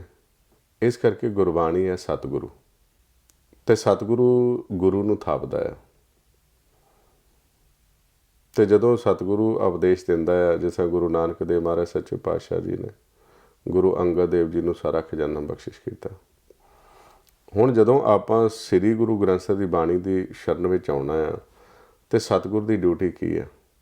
ਮਹਾਰਾਜ ਸੱਚੇ ਪਾਤਸ਼ਾਹ ਦੱਸਦੇ ਨੇ, ਆਉਂਦੇ ਨੇ, ਜਿਸ ਦੇ ਅੰਦਰ ਸੱਚ ਹੈ ਸੋ ਸੱਚਾ ਨਾਮ ਮੁਖ ਸੱਚ ਅਲਾਏ ਹੈ। ਉਹ ਹਰ ਮਾਰਗ ਆਪ ਚੱਲਦਾ, ਹੋਰਨਾਂ ਨੂੰ ਹਰ ਮਾਰਗ ਪਾਏ। ਜੇ ਅੱਗੇ ਤੀਰਥ ਹੋਵੇ ਤਾਂ ਮਲ ਲਹੇ, ਛੱਪੜ ਨਾਤੇ ਸਗਵੀ ਮਲ ਲਾਏ। ਤੀਰਥ ਪੂਰਾ ਸਤਿਗੁਰੂ, ਜੇ ਅਣਦਿਨ ਹਰ ਹਰ ਨਾਮ ਤੇ ਆਏ। ਉਹ ਆਪ ਛੁਟਾ ਕੁਟੰਬ ਸਿਉ, ਦੇ ਹਰ ਹਰ ਨਾਮ ਸਭ ਸਿਸ਼ਟ ਸਦਾਏ। ਨਾਨਕ ਤਿਸ ਬਲਹਾਰ ਨੇ, ਜੋ ਆਪ ਜਪੇ ਅਵਰੈ ਨਾਮ ਜਪਾਏ। ਜੇ ਆਪਾਂ ਸਤਿਗੁਰੂ ਦੀ ਸ਼ਰਨ ਵਿੱਚ ਗਏ ਹਾਂ, ਅਤੇ ਉਹ ਜੇ ਉੱਥੇ ਕੇਵਲ ਨਾਮ ਦ੍ਰਿੜ ਹੋ ਰਿਹਾ, ਨਾਮ ਦੀ ਗੱਲ ਹੋ ਰਹੀ ਆ, ਅਤੇ ਫਿਰ ਉਹ ਸਤ ਸੰਗਤ ਆ। ਅਤੇ ਜੇ ਉੱਥੇ ਨਾਮ ਦੀ ਗੱਲ ਨਹੀਂ ਹੋ ਰਹੀ, ਅਤੇ ਉੱਥੇ ਫਿਰ ਮੈਲ ਲੱਗੇਗੀ। ਇਸ ਕਰਕੇ ਸ੍ਰੀ ਗੁਰੂ ਗ੍ਰੰਥ ਸਾਹਿਬ ਦੀ ਜਿਹੜੀ ਗੁਰਬਾਣੀ ਆ, ਅਤੇ ਗੁਰਬਾਣੀ ਦੇ ਵਿੱਚ ਕੇਵਲ ਨਾਮ ਦਾ ਭੇਦ ਦਿੱਤਾ ਜਾ ਰਿਹਾ। ਮਹਾਰਾਜ ਕਹਿੰਦੇ ਨੇ, ਨਾਨਕ ਕੇ ਕਰ ਕੇਵਲ ਨਾਮ। ਅਤੇ ਗੁਰੂ ਨੇ ਅੱਗੋਂ ਫਿਰ ਸੰਤਾਂ ਦੀ ਡਿਊਟੀ ਲਾਈ ਹੁੰਦੀ ਆ। ਜਿਸ ਤਰ੍ਹਾਂ ਗੁਰੂ ਅਮਰਦਾਸ ਜੀ ਮਹਾਰਾਜ, ਉਹਨਾਂ ਨੇ ਜਿਹੜੇ ਅਭਿਆਸ ਕਰਦੇ ਕਰਦੇ ਗੁਰਮੁਖ ਸਹਿਜ ਅਵਸਥਾ ਵਿੱਚ ਚਲੇ ਗਏ ਸੀ, ਅਤੇ ਉਹਨਾਂ ਨੇ 22 ਮੰਜੀਆਂ ਥਾਪੀਆਂ, ਭਾਵ ਕਿ 22 ਸੰਤ ਥਾਪੇ। ਗੁਰੂ ਦੇ ਬਰਾਬਰ ਬੈਠ ਕੇ ਉਹ ਪ੍ਰੀਚ ਕਰ ਸਕਦੇ ਆ। ਮੰਜੀ ਭਾਵ ਕਿ ਗੁਰੂ ਨੇ ਆਪਣੇ ਲਾਗੇ ਉਹਨਾਂ ਦਾ ਆਸਣ ਲਵਾਇਆ, ਅਤੇ ਉਹਨਾਂ ਦੀ ਡਿਊਟੀ ਲਾਈ, ਜਿਨ੍ਹਾਂ ਨੂੰ ਸੰਤ ਕਿਹਾ। ਅਤੇ ਕੀ ਡਿਊਟੀ ਲਾਈ ਉਹਨਾਂ ਦੀ? ਆਪ ਉਹ ਸੰਤ ਪਿਆਰਿਓ, ਅਕਥ ਕੀ ਕਰੋ ਕਹਾਣੀ, ਕਰੋ ਕਹਾਣੀ ਅਕਥ ਕੇਰੀ ਕਿਤ ਦੁਆਰੇ ਪਾਈਏ। ਉਹ ਸੰਤ ਦੀ ਡਿਊਟੀ ਲੱਗੀ ਵੀ ਜਿਹੜਾ ਜਗਿਆਸੂ ਤੁਹਾਡੇ ਕੋਲ ਆਏਗਾ, ਅਤੇ ਤੁਸੀਂ ਉਸ ਨੂੰ ਦੱਸਣਾ ਵੀ ਪਾਰ ਬ੍ਰਹਮ ਨੂੰ, ਪਰਮਾਤਮਾ ਨੂੰ ਕਿਵੇਂ ਮਿਲ ਸਕਦੇ ਆ। ਉਹ ਸੰਤ ਦੀ ਡਿਊਟੀ ਹੈ। ਕਹੇ ਨਾਨਕ ਸੁਣੋ ਸੰਤੋ, ਕਥਿਓ ਅਕਥ ਕਹਾਣੀ। ਅਤੇ ਸੰਤਾਂ, ਉਹਨਾਂ ਨੂੰ ਸੰਤ ਥਾਪਿਆ ਗਿਆ ਜਿਨ੍ਹਾਂ ਦਾ ਮਨ ਅਨਹਦ ਸ਼ਬਦ ਦੇ ਨਾਲ ਜੁੜਿਆ ਹੋਇਆ ਸੀ। ਉੱਥੇ ਸੰਤ ਕਹਿੰਦੇ ਨੇ, ਤਹਿ ਗੀਤ ਨਾਦ ਅਖਾਰੇ ਸੰਗਾ, ਊਹਾਂ ਸੰਤ ਕਰੇ ਹਰੰਗਾ। ਸੰਤ ਜਿਹੜਾ ਆਸਣ ਲਾ ਲੈਂਦਾ ਏ ਅਨਹਦ ਸ਼ਬਦ ਦੇ ਉੱਪਰ ਮਿਲਾਪ ਕਰਨ ਤੋਂ ਬਾਅਦ, ਮਾਲਕ ਨਾਲ ਮਿਲਾਪ ਕਰਨ ਤੋਂ ਬਾਅਦ ਉਹ ਅਨਹਦ ਸ਼ਬਦ ਦੇ ਉੱਪਰ ਆਸਣ ਲਾ ਕੇ ਬੈਠਦਾ, ਉਸ ਨੂੰ ਗੁਰਬਾਣੀ ਵਿੱਚ ਸੰਤ ਕਹਿੰਦੇ ਆ। ਪੰਜ ਸ਼ਬਦ ਤੈ ਪੂਰਨ ਨਾਦ, ਅਨਹਦ ਵਾਜੇ ਅਚਜ ਬਿਸਮਾਦ, ਕੇਲ ਕਰੇ ਸੰਤ ਹਰ ਲੋਗ, ਪਾਰ ਬ੍ਰਹਮ ਪੂਰਨ ਜੋਗ। ਉਹ ਜਿੱਥੇ ਅਨਹਦ ਸ਼ਬਦ ਵੱਜ ਰਿਹਾ ਉੱਥੇ ਮਨ ਚਲਾ ਗਿਆ, ਉਹਨੂੰ ਸੰਤ ਕਿਹਾ। ਤੇ ਉਹਦੀ ਡਿਊਟੀ ਆ ਵੀ ਜਿਹੜਾ ਜਗਿਆਸੂ ਆਏਗਾ ਤੁਸੀਂ ਉਹਨੂੰ ਸਾਰੀ ਕਹਾਣੀ ਸੁਣਾਉਣੀ, ਅਕਥ ਕਹਾਣੀ, ਉਹਨੂੰ ਮਨ ਦਾ ਭੇਦ ਦੇਣਾ, ਕਿਸ ਸ਼ਬਦ ਨਾਲ ਲਿਵ ਟੁੱਟੀ ਹੈ, ਤੇ ਜਿੱਥੇ ਤੁਸੀਂ ਬੈਠੇ ਹੋ ਇਸ ਸ਼ਬਦ ਦੇ ਨਾਲ ਤੁਸੀਂ ਉਹਨੂੰ ਜੋੜ ਦੇਣਾ। ਉਹ ਖਜ਼ਾਨਾ ਸੰਤਾਂ ਨੂੰ ਦਿੱਤਾ ਹੁੰਦਾ। ਅਨਹਦ ਬਾਣੀ ਪੂੰਜੀ, ਸੰਤਨ ਹੱਥ ਰਾਖੀ ਕੁੰਜੀ। ਉਹ ਸੰਤ ਦੀ ਡਿਊਟੀ ਹੈ। ਜੇ ਹੁਣ ਤੁਸੀਂ ਗਏ ਹੋ ਤੇ ਉਹ ਸੰਤ ਅਕਥ ਕਹਾਣੀ ਨਹੀਂ ਕਰਦਾ, ਅਨਹਦ ਸ਼ਬਦ ਤੇ ਤੁਹਾਡਾ ਆਸਣ ਨਹੀਂ ਲਾਉਂਦਾ, ਤੇ ਉਸ ਨੂੰ ਫਿਰ ਬਾਣੀ ਦੇ ਵਿੱਚ ਕੀ ਕਹਿੰਦੇ ਨੇ? ਮਰ ਕਹਿੰਦੇ ਮਨਮੁਖ ਬੁੱਧ ਕੱਚੀ, ਮਨੂਆ ਡੋਲੇ, ਅਕਥ ਨ ਕਥੇ ਕਹਾਣੀ। ਹੁਣ ਉੱਥੇ ਇਹ ਸਾਨੂੰ ਫਿਰ ਭੇਦ ਮਿਲੇਗਾ ਵੀ ਸੰਤ ਨੇ ਇੱਥੋਂ ਤੱਕ ਸੰਤ ਦੀ ਡਿਊਟੀ ਹੈ, ਇੱਥੋਂ ਤੱਕ ਦੱਸਣਾ। ਉਸ ਤੋਂ ਅੱਗੇ ਆ ਗੁਰੂ, ਤੇ ਗੁਰੂ ਦੀ ਸ਼ਰਨ ਵਿੱਚ ਫਿਰ ਉਹ ਆਉਂਦਾ ਆ ਜਿਸ ਨੂੰ ਮਹਾਰਾਜ ਨੇ ਕਿਹਾ ਗੁਰੂ ਸਿੱਖ, ਸਿੱਖ ਗੁਰੂ ਹੈ, ਏਕੋ ਉਪਦੇਸ਼ ਚਲਾਏ, ਰਾਮ ਨਾਮਾ ਥਿਰਦੇ ਦੇਵੇ, ਨਾਨਕ ਮਿਲੇ ਸਵਾਏ। ਫਿਰ ਸੰਤ ਨੇ ਅੱਗੋਂ ਭੇਜ ਦੇਣਾ ਗੁਰੂ ਦੇ। ਤੇ ਗੁਰੂ ਦੀ ਡਿਊਟੀ ਕੀ ਹੈ? ਗੁਰੂ ਗੋਬਿੰਦ ਸਿੰਘ ਜੀ ਨੇ ਪੰਜਾਂ ਪਿਆਰਿਆਂ ਨੂੰ ਗੁਰੂ ਦਾ ਖਿਤਾਬ ਬਖਸ਼ਿਸ਼ ਕੀਤਾ, ਤੇ ਗੁਰੂ ਦੀ ਡਿਊਟੀ ਫਿਰ ਲਾ ਦਿੱਤੀ, ਸੋ ਗੁਰੂ ਕਰੋ ਜੇ ਸਾਚ ਦ੍ਰਿੜਾਵੇ, ਅਕਥ ਕਥਾਵੇ ਸ਼ਬਦ ਮਿਲਾਵੇ। ਹੁਣ ਜਗਿਆਸੂ ਦੇ ਅੰਦਰ ਤੜਫਿਆ, ਉਹ ਮਿਲਣਾ ਚਾਹੁੰਦਾ, ਤੇ ਉਹਨਾਂ ਨੇ ਪ੍ਰਗਟ ਕਰਨਾ ਹੁੰਦਾ ਵਾ ਉਹ ਆਕਾਰ ਤੋਂ ਰਹਿਤ ਜਿਹੜਾ ਨਿਰਾਕਾਰ ਰੂਪ ਆ, ਉਹਦੇ ਦਰਸ਼ਨ ਕਰਾਉਣੇ ਹੁੰਦੇ ਆ। ਗੁਰੂ ਪੜਦਾ ਪਾਸੇ ਕਰ ਦਿੰਦਾ, ਉਹ ਫਿਰ ਗੁਰੂ ਦੀ ਡਿਊਟੀ ਹੈ, ਜਿਸ ਨੂੰ ਮਹਾਰਾਜ ਗੁਰਬਾਣੀ 'ਚ ਕਹਿੰਦੇ ਨੇ ਪਰਮ ਪਰਸ ਗੁਰ ਭੇਟੀਏ, ਪੁਰਬ ਲਿਖ ਲਲਾਟ, ਉਹਨੂੰ ਮਨ ਮਨ ਹੀ ਮਿਲੇ, ਛੁਟਕਤ ਬਜਰ ਕਪਾਟ। ਉਹਨਾਂ ਫਿਰ ਸੱਚ ਨਾਲ ਜੋੜਨਾ ਹੁੰਦਾ। ਸੋ ਇਸ ਕਰਕੇ ਇਹ ਆਪਾਂ ਪਹਿਚਾਣ ਕੇ ਚੱਲਣਾ ਆ ਕਿ ਕਿਸ ਅਵਸਥਾ ਦੇ ਵਿੱਚ ਹੈ। ਇਹ ਨਹੀਂ ਵੀ ਸਾਡਾ ਅਸੀਂ ਐਸੇ ਸੰਤ ਦੀ ਸ਼ਰਨ ਵਿੱਚ ਚਲੇ ਗਏ ਤੇ ਗਏ ਤਾਂ ਅਸੀਂ ਸੰਗਤ ਵਿੱਚ ਅਕਥ ਕਹਾਣੀ ਸੁਣਨ ਵਾਸਤੇ, ਮਨ ਦੀ ਮੈਲ ਉਤਰਨੀ ਸੀ, ਤੇ ਉੱਥੇ ਜਾਂਦਿਆਂ ਨੂੰ ਦੁਬਦਾ ਦੀਆਂ ਗੱਲਾਂ ਹੋ ਰਹੀਆਂ, ਨਿੰਦਿਆ ਦੀਆਂ ਗੱਲਾਂ ਹੋ ਰਹੀਆਂ, ਤੇ ਉਹਨੂੰ ਫਿਰ ਆਪਾਂ ਸੱਚੀ ਸੰਗਤ ਨਹੀਂ ਕਹਿ ਸਕਦੇ। ਤਾਂ ਮਹਾਰਾਜ ਨੇ ਫਿਰ ਬਾਣੀ 'ਚ ਦੱਸਿਆ, ਸਤ ਸੰਗਤ ਕੈਸੀ ਜਾਣੀਏ, ਜਿੱਥੇ ਏਕੋ ਨਾਮ ਵਖਾਣੀਏ, ਏਕੋ ਨਾਮ ਹੁਕਮ ਹੈ ਨਾਨਕ, ਸਤਿਗੁਰ ਦੀ ਅਪਜਾਇ ਜੀਓ। ਫਿਰ ਕੇਵਲ ਇਹ ਜਿੱਥੇ ਇੱਕ ਨਾਮ ਦੀ ਗੱਲ ਚੱਲਦੀ ਹੈ, ਕੇਵਲ ਇੱਕ ਨਿਰੰਕਾਰ ਦੀ ਗੱਲ ਚੱਲਦੀ, ਉਹਨੂੰ ਸਤ ਸੰਗਤ ਕਿਹਾ। ਲੋਕ ਕਹਿ ਰਹੇ ਕਿ ਕੋਈ ਵੀ ਧਰਮ ਰੱਬ ਨੂੰ ਮਿਲ ਸਕਦੀ ਹੈ, ਜਿੰਨਾ ਫਰਕ ਨਹੀਂ ਪੈਂਦਾ। It doesn't matter if you Hindu, Muslim, Christian, Sikh, ਸਾਰੇ ਰੱਬ ਨੂੰ ਮਿਲ ਸਕਦੇ ਆ। ਅੰਮ੍ਰਿਤ ਛਕਣੇ ਦੀ ਲੋੜ ਆ, ਜੇ ਸਿੱਖ ਕੇਸ ਰੱਖਣੇ ਦੀ, ਜੇ ਸਿੱਖ ਬਣਨ ਦੀ ਲੋੜ ਆ, ਜੇ ਤੁਸੀਂ ਬਿਨਾਂ ਧਰਮ ਤੋਂ ਵੀ ਰੱਬ ਨੂੰ ਮਿਲ ਸਕਦੇ ਆ? ਨਹੀਂ, ਧਰਮ ਤੋਂ ਬਿਨਾਂ ਮਾਲਕ ਨੂੰ ਨਹੀਂ ਮਿਲਿਆ ਜਾ ਸਕਦਾ। ਔਰ ਜਿਸ ਧਰਮ ਨੇ ਪਰਮਾਤਮਾ ਦੇ ਨਾਲ ਮਿਲਾਉਣਾ ਆ, ਉਹ ਧਰਮ ਸਾਡਾ ਮਨ ਤੋਂ ਸ਼ੁਰੂ ਹੁੰਦਾ ਆ। ਸਗਲ ਧਰਮ ਮੈਂ ਸ੍ਰੇਸ਼ਟ ਧਰਮ, ਹਰ ਕੋ ਨਾਮ ਜਪ ਨਿਰਮਲ ਕਰਮ। ਹੁਣ ਸਾਨੂੰ ਇਹ ਨਹੀਂ ਪਤਾ ਲੱਗਦਾ ਵੀ ਧਰਮ ਕਿਹੜਾ ਚੂਜ਼ ਕਰੀਏ। ਬਹੁਤ ਸਾਰੇ ਜਿਹੜੇ ਜੀਵ ਆ, ਜਿਸ ਤਰ੍ਹਾਂ ਤੁਸੀਂ ਬੱਚੇ ਨੂੰ ਜਦੋਂ ਬੱਚਾ ਵੱਡਾ ਹੋ ਜਾਂਦਾ ਆ, ਸਕੂਲ ਵਿੱਚ ਪਾਉਣਾ ਹੁੰਦਾ, ਤੇ ਬਹੁਤ ਸਾਰੇ ਸਕੂਲ ਖੁੱਲ੍ਹੇ ਹੋਏ ਨੇ, ਅਸੀਂ ਸੋਚਦੇ ਕਿੱਥੇ ਪਾਈਏ ਬੱਚੇ ਨੂੰ, ਗ੍ਰਾਮਰ ਸਕੂਲ 'ਚ ਪਾਈਏ ਜਾਂ ਕਿੱਥੇ ਪਾਈਏ। ਇਸੇ ਤਰ੍ਹਾਂ ਹੁਣ ਇੱਥੇ ਆਇਸ ਇਹਨੂੰ ਜਿਹਨੂੰ ਕਾਲ ਦਾ ਦੇਸ਼ ਕਹਿੰਦੇ ਆ, ਤੇ ਇੱਥੇ ਸਾਰੇ ਹੀ ਰੱਬ ਨੂੰ ਮਿਲਾਉਣ ਵਾਸਤੇ ਦੁਕਾਨਾਂ ਖੁੱਲ੍ਹੀਆਂ ਹੋਈਆਂ। ਜਿਸ ਤਰ੍ਹਾਂ ਕੁਝ ਸਮਾਂ ਪਹਿਲਾਂ ਜਦੋਂ ਗੁਰੂ ਤੇਗ ਬਹਾਦਰ ਸਾਹਿਬ ਮਹਾਰਾਜ ਸੱਚੇ ਪਾਤਸ਼ਾਹ ਕਸ਼ਮੀਰੀ ਪੰਡਤਾਂ ਦੇ ਕਹਿਣ ਉੱਪਰ ਔਰੰਗਜ਼ੇਬ ਦੇ ਕੋਲ ਗਏ ਮਿਲਾਪ ਕਰਨ ਵਾਸਤੇ, ਤਾਂ ਉੱਥੇ ਅੱਗੇ ਜਦੋਂ ਮਹਾਰਾਜ ਸੱਚੇ ਪਾਤਸ਼ਾਹ ਦੀ ਵਿਚਾਰ ਹੋਈ, ਉਹਨਾਂ ਦੇ ਨਾਲ ਜਿਹੜੇ ਉਹ ਕਾਜੀ ਸੀ, ਉੱਥੇ ਮੌਲਵੀ ਬੈਠੇ ਹੋਏ ਸੀ, ਤਾਂ ਮਹਾਰਾਜ ਨੂੰ ਕਹਿਣ ਲੱਗੇ ਵੀ ਤੁਸੀਂ ਸਾਡੇ ਧਰਮ ਦੇ ਵਿੱਚ ਆ ਜਾਓ। ਹਾਂਜੀ, ਵੀ ਇਹ ਸਾਡਾ ਧਰਮ ਅਡੋਪਟ ਕਰ ਲਓ, ਇਸਲਾਮ ਬਣ ਜਾਓ, ਹਾਂਜੀ ਮੁਸਲਮਾਨ ਹੋ ਜਾਓ ਤੁਸੀਂ। ਤੇ ਜਦੋਂ ਉਹਨਾਂ ਨੇ ਇਹ ਗੱਲ ਕੀਤੀ ਤੇ ਮਹਾਰਾਜ ਨੇ ਉਹਨਾਂ ਨੂੰ ਸਵਾਲ ਕੀਤਾ, ਕਹਿੰਦੇ ਵੀ ਤੁਸੀਂ ਤੇ ਪਹਿਲਾਂ ਹੀ ਇਸਲਾਮ ਦੇ ਵਿੱਚ ਹੋ? ਕਹਿੰਦੇ ਵੀ ਹਾਂ। ਤੇ ਮਹਾਰਾਜ ਕਹਿਣ ਲੱਗੇ ਵੀ ਕੀ ਤੁਹਾਡੇ ਅੰਦਰੋਂ ਵਕਾਰ ਖਤਮ ਹੋ ਗਿਆ? ਤੁਸੀਂ ਆਪਣੇ ਮਨ ਨੂੰ ਸ਼ੋਧ ਕਰ ਲਿਆ, ਤੁਸੀਂ ਨਿਰਾਕਾਰ ਦੀ ਭਗਤੀ ਤੇ ਲੱਗ ਗਏ ਜੇ, ਜਿਹਨੇ ਤੁਹਾਨੂੰ ਅਮਰ ਪਦਵੀ ਦੇਣੀ ਹੈ। ਮਹਾਰਾਜ ਨੇ ਉਹਨਾਂ ਨੂੰ ਸਵਾਲ ਕੀਤਾ, ਕਹਿਣ ਲੱਗੇ, ਪ੍ਰਾਣੀ ਕੌਣ ਉਪਾਉ ਕਰੇ, ਜਾਤੇ ਭਗਤ ਰਾਮ ਕੀ ਪਾਵੇ, ਜਮ ਕੋ ਤਰਾਸ ਹਰੇ। ਵੀ ਤੁਹਾਨੂੰ ਜਮਾਂ ਦਾ ਡਰ ਖਤਮ ਹੋ ਗਿਆ ਵਾ, ਜਦੋਂ ਤੁਸੀਂ ਸਰੀਰ ਛੱਡੋਗੇ ਤੁਹਾਨੂੰ ਜਮ ਨਹੀਂ ਲੈਣ ਵਾਸਤੇ ਆਉਣਗੇ। ਤੁਸੀਂ ਪਹਿਲਾਂ ਆਪਣੀ ਗੱਲ ਦੱਸੋ, ਤੁਸੀਂ ਕਿਹੜਾ ਕਰਮ ਕਰਦੇ ਹੋ? ਤੁਸੀਂ ਮੈਨੂੰ ਕਹਿ ਰਹੇ ਹੋ ਵੀ ਇੱਧਰ ਮੈਂ ਆਵਾਂ, ਤੇ ਤੁਸੀਂ ਕੀ ਕਰਦੇ ਹੋ? ਕੌਣ ਕਰਮ ਵਿਦਿਆ ਕੋ ਕੈਸੀ, ਧਰਮ ਕੌਣ ਫੁਨ ਕਰਈ। ਵੀ ਤੁਸੀਂ ਜਿਹੜੀ ਪੜ੍ਹਾਈ ਕਰਦੇ ਹੋ, ਜਿਹੜਾ ਕਰਮ ਕਰਦੇ ਹੋ, ਬਾਹਰਮੁਖੀ ਕਰਮ, ਜਿਸ ਤਰ੍ਹਾਂ ਤੁਸੀਂ ਇੱਧਰ ਪੱਛਮ ਵਾਲੇ ਪਾਸੇ ਸਿਜਦਾ ਕਰਦੇ ਹੋ, ਕੀ ਤੁਹਾਨੂੰ ਯਕੀਨ ਆ ਵੀ ਪਰਮਾਤਮਾ ਪੱਛਮ ਵਾਲੇ ਪਾਸੇ ਹੀ ਹੈ? ਹਾਂਜੀ। ਕੌਣ ਕਰਮ ਵਿਦਿਆ ਕੋ ਕੈਸੀ, ਕਿ ਜਿਹੜੀ ਤੁਸੀਂ ਪੜ੍ਹਾਈ ਕਰ ਰਹੇ ਹੋ ਵੀ ਇਹ ਸਭ ਤੋਂ ਉੱਚੀ ਪੜ੍ਹਾਈ ਹੈ, ਇਹ ਬ੍ਰਹਮ ਦੀ ਪੜ੍ਹਾਈ ਹੈ। ਧਰਮ ਕੌਣ ਫੁਨ ਕਰੇ, ਵੀ ਕੀ ਤੁਸੀਂ ਆਪਣੇ ਧਰਮ ਨੂੰ ਸ੍ਰੇਸ਼ਟ ਮੰਨਦੇ ਹੋ? ਤੇ ਤੁਸੀਂ ਕਿਹੜਾ ਨਾਮ ਜਪਦੇ ਹੋ, ਕਿਹੜੇ ਨਾਲ ਜੁੜੇ ਹੋ, ਕਿਹਦੇ ਨਾਲ ਜੁੜ ਕੇ ਮੁਕਤੀ ਹੋ ਸਕਦੀ ਆ ਇਹ ਕਲਯੁਗ ਦੇ ਸਮੇਂ ਵਿੱਚ? ਕੌਣ ਕਰਮ ਵਿਦਿਆ ਕੋ ਕੈਸੀ, ਧਰਮ ਕੌਣ ਫੁਨ ਕਰਈ, ਕੌਣ ਨਾਮ ਗੁਰ ਜਾ ਕੇ ਸਿਮਰੇ, ਭਵ ਸਾਗਰ ਕੋ ਤਰਈ। ਵੀ ਦੱਸੋ, ਭਵ ਸਾਗਰ ਨੂੰ ਕਿਵੇਂ ਪਾਰ ਕੀਤਾ ਤੁਸੀਂ, ਕਿਵੇਂ ਪਾਰ ਬ੍ਰਹਮ ਨੂੰ ਮਿਲੇ ਜੇ? ਤੇ ਜਦੋਂ ਪੁੱਛਿਆ, ਉਹਨਾਂ ਨੂੰ ਭੇਦ ਨਹੀਂ। ਫਿਰ ਉੱਥੇ ਮਹਾਰਾਜ ਸੱਚੇ ਪਾਤਸ਼ਾਹ ਨੇ ਦੱਸਿਆ, ਭੇਦ ਦਿੱਤਾ। ਮਹਾਰਾਜ ਕਹਿਣ ਲੱਗੇ, ਕਲ ਮੇ ਏਕ ਨਾਮ ਕਿਰਪਾ ਨਿਧ, ਜਾਏ ਜਪੇ ਗਤ ਪਾਵੇ, ਔਰ ਧਰਮ ਤਾਕੇ ਸਮ ਨਾਹਿਨ, ਇਹ ਵੇਦ ਬਤਾਵੇ। ਉਹ ਆਂਦੇ ਵੀ ਸਾਰੇ ਸ਼ਾਸਤਰਾਂ ਦੇ ਵਿੱਚ, ਧਰਮ ਗ੍ਰੰਥਾਂ ਦੇ ਵਿੱਚ ਇਹ ਭੇਦ ਦਿੱਤਾ ਹੋਇਆ ਵੀ ਕੇਵਲ ਏਕ ਨਾਮ ਦੇ ਨਾਲ ਜੁੜ ਕੇ ਮੁਕਤ ਹੋ ਸਕਦੇ ਆ। ਜਿਹੜੇ ਸੰਸਾਰ ਦੇ ਵਿੱਚ ਆਪਾਂ ਨਾਮ ਜਪ ਰਹੇ, ਇਹ ਅਸੰਖਾ ਨਾਮ ਆ। ਜੇ ਤੁਸੀਂ ਪਰਮਾਤਮਾ ਨੂੰ ਮਿਲਣਾ, ਮੁਕਤ ਹੋਣਾ, ਅਮਰ ਪਦਵੀ ਮਿਲਣੀ, ਪ੍ਰਾਪਤ ਕਰਨੀ, ਏਕ ਨਾਮ ਦੇ ਨਾਲ ਜੁੜਨਾ ਪਏਗਾ। ਹੁਣ ਏਕ ਨਾਮ ਦਾ ਕਿਸੇ ਨੂੰ ਪਤਾ ਨਹੀਂ ਹੈਗਾ।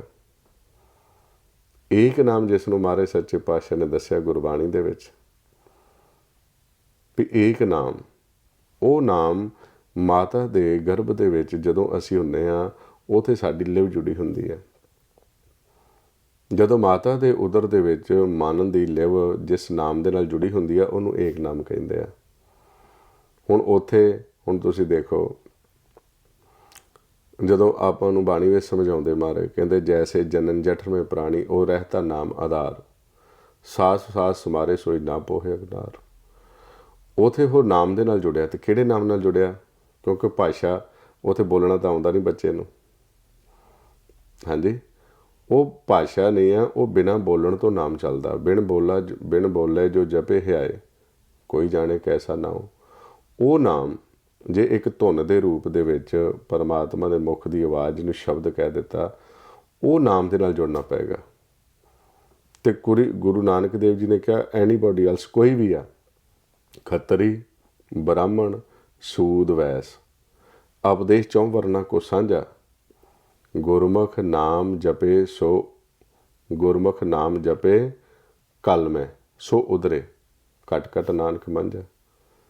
ਉਹ ਆਂਦੇ ਵੀ ਕਲਯੁਗ ਦੇ ਵਿੱਚ ਜਿਹੜਾ ਉਸ ਨਾਮ ਦੇ ਨਾਲ ਜੁੜੇਗਾ, ਭਾਵੇਂ ਕੋਈ ਵੀ ਆ, ਐਨੀਬੋਡੀ ਐਲਸ, ਕੋਈ ਵੀ ਆ, ਜਿਸ ਨਾਮ ਨਾਲ ਲਿਵ ਟੁੱਟੀ ਆ। ਹੁਣ ਜਦੋਂ ਹਿੰਦੂ ਜਨਮ ਲੈਂਦਾ, ਉਹਦੀ ਵੀ ਉਸ ਨਾਮ ਨਾਲ ਲਿਵ ਟੁੱਟਦੀ ਆ।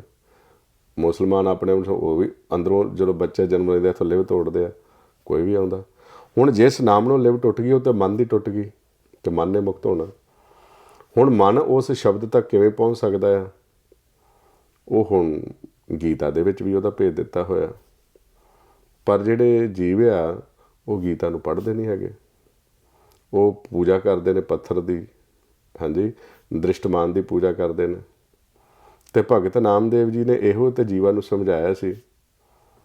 ਉਹ ਕਹਿਣ ਲੱਗੇ, ਭੈਰੋਂ ਭੂਤ ਸੀਤਲਾ ਧਾਵੇ, ਖਰ ਬਾਹਨ ਬੌਸ਼ਾਰ ਅਡਾਵੇ, ਹਉ ਤੋਂ ਏਕ ਰਮਈਆ ਲੈ ਹੋਂ, ਆਨ ਦੇਵ ਬਦਲਾਵਨ ਦੈ ਹੋਂ, ਮਹਾਮਾਈ ਕੀ ਪੂਜਾ ਕਰੇ, ਨਰ ਤੇ ਨਾਰ ਹੋਏ ਉਤਰੇ, शिव शिव करत जो नर ध्यावे, बरद चरे डौरू डमकावे, तुम जो कहियत आद भवानी, मुक्त की बरिया कहाँ छपानी, गुरमत नाम रहो रे मीता, परणवे नामा इਉਂ ਕਹੇ ਗੀਤਾ।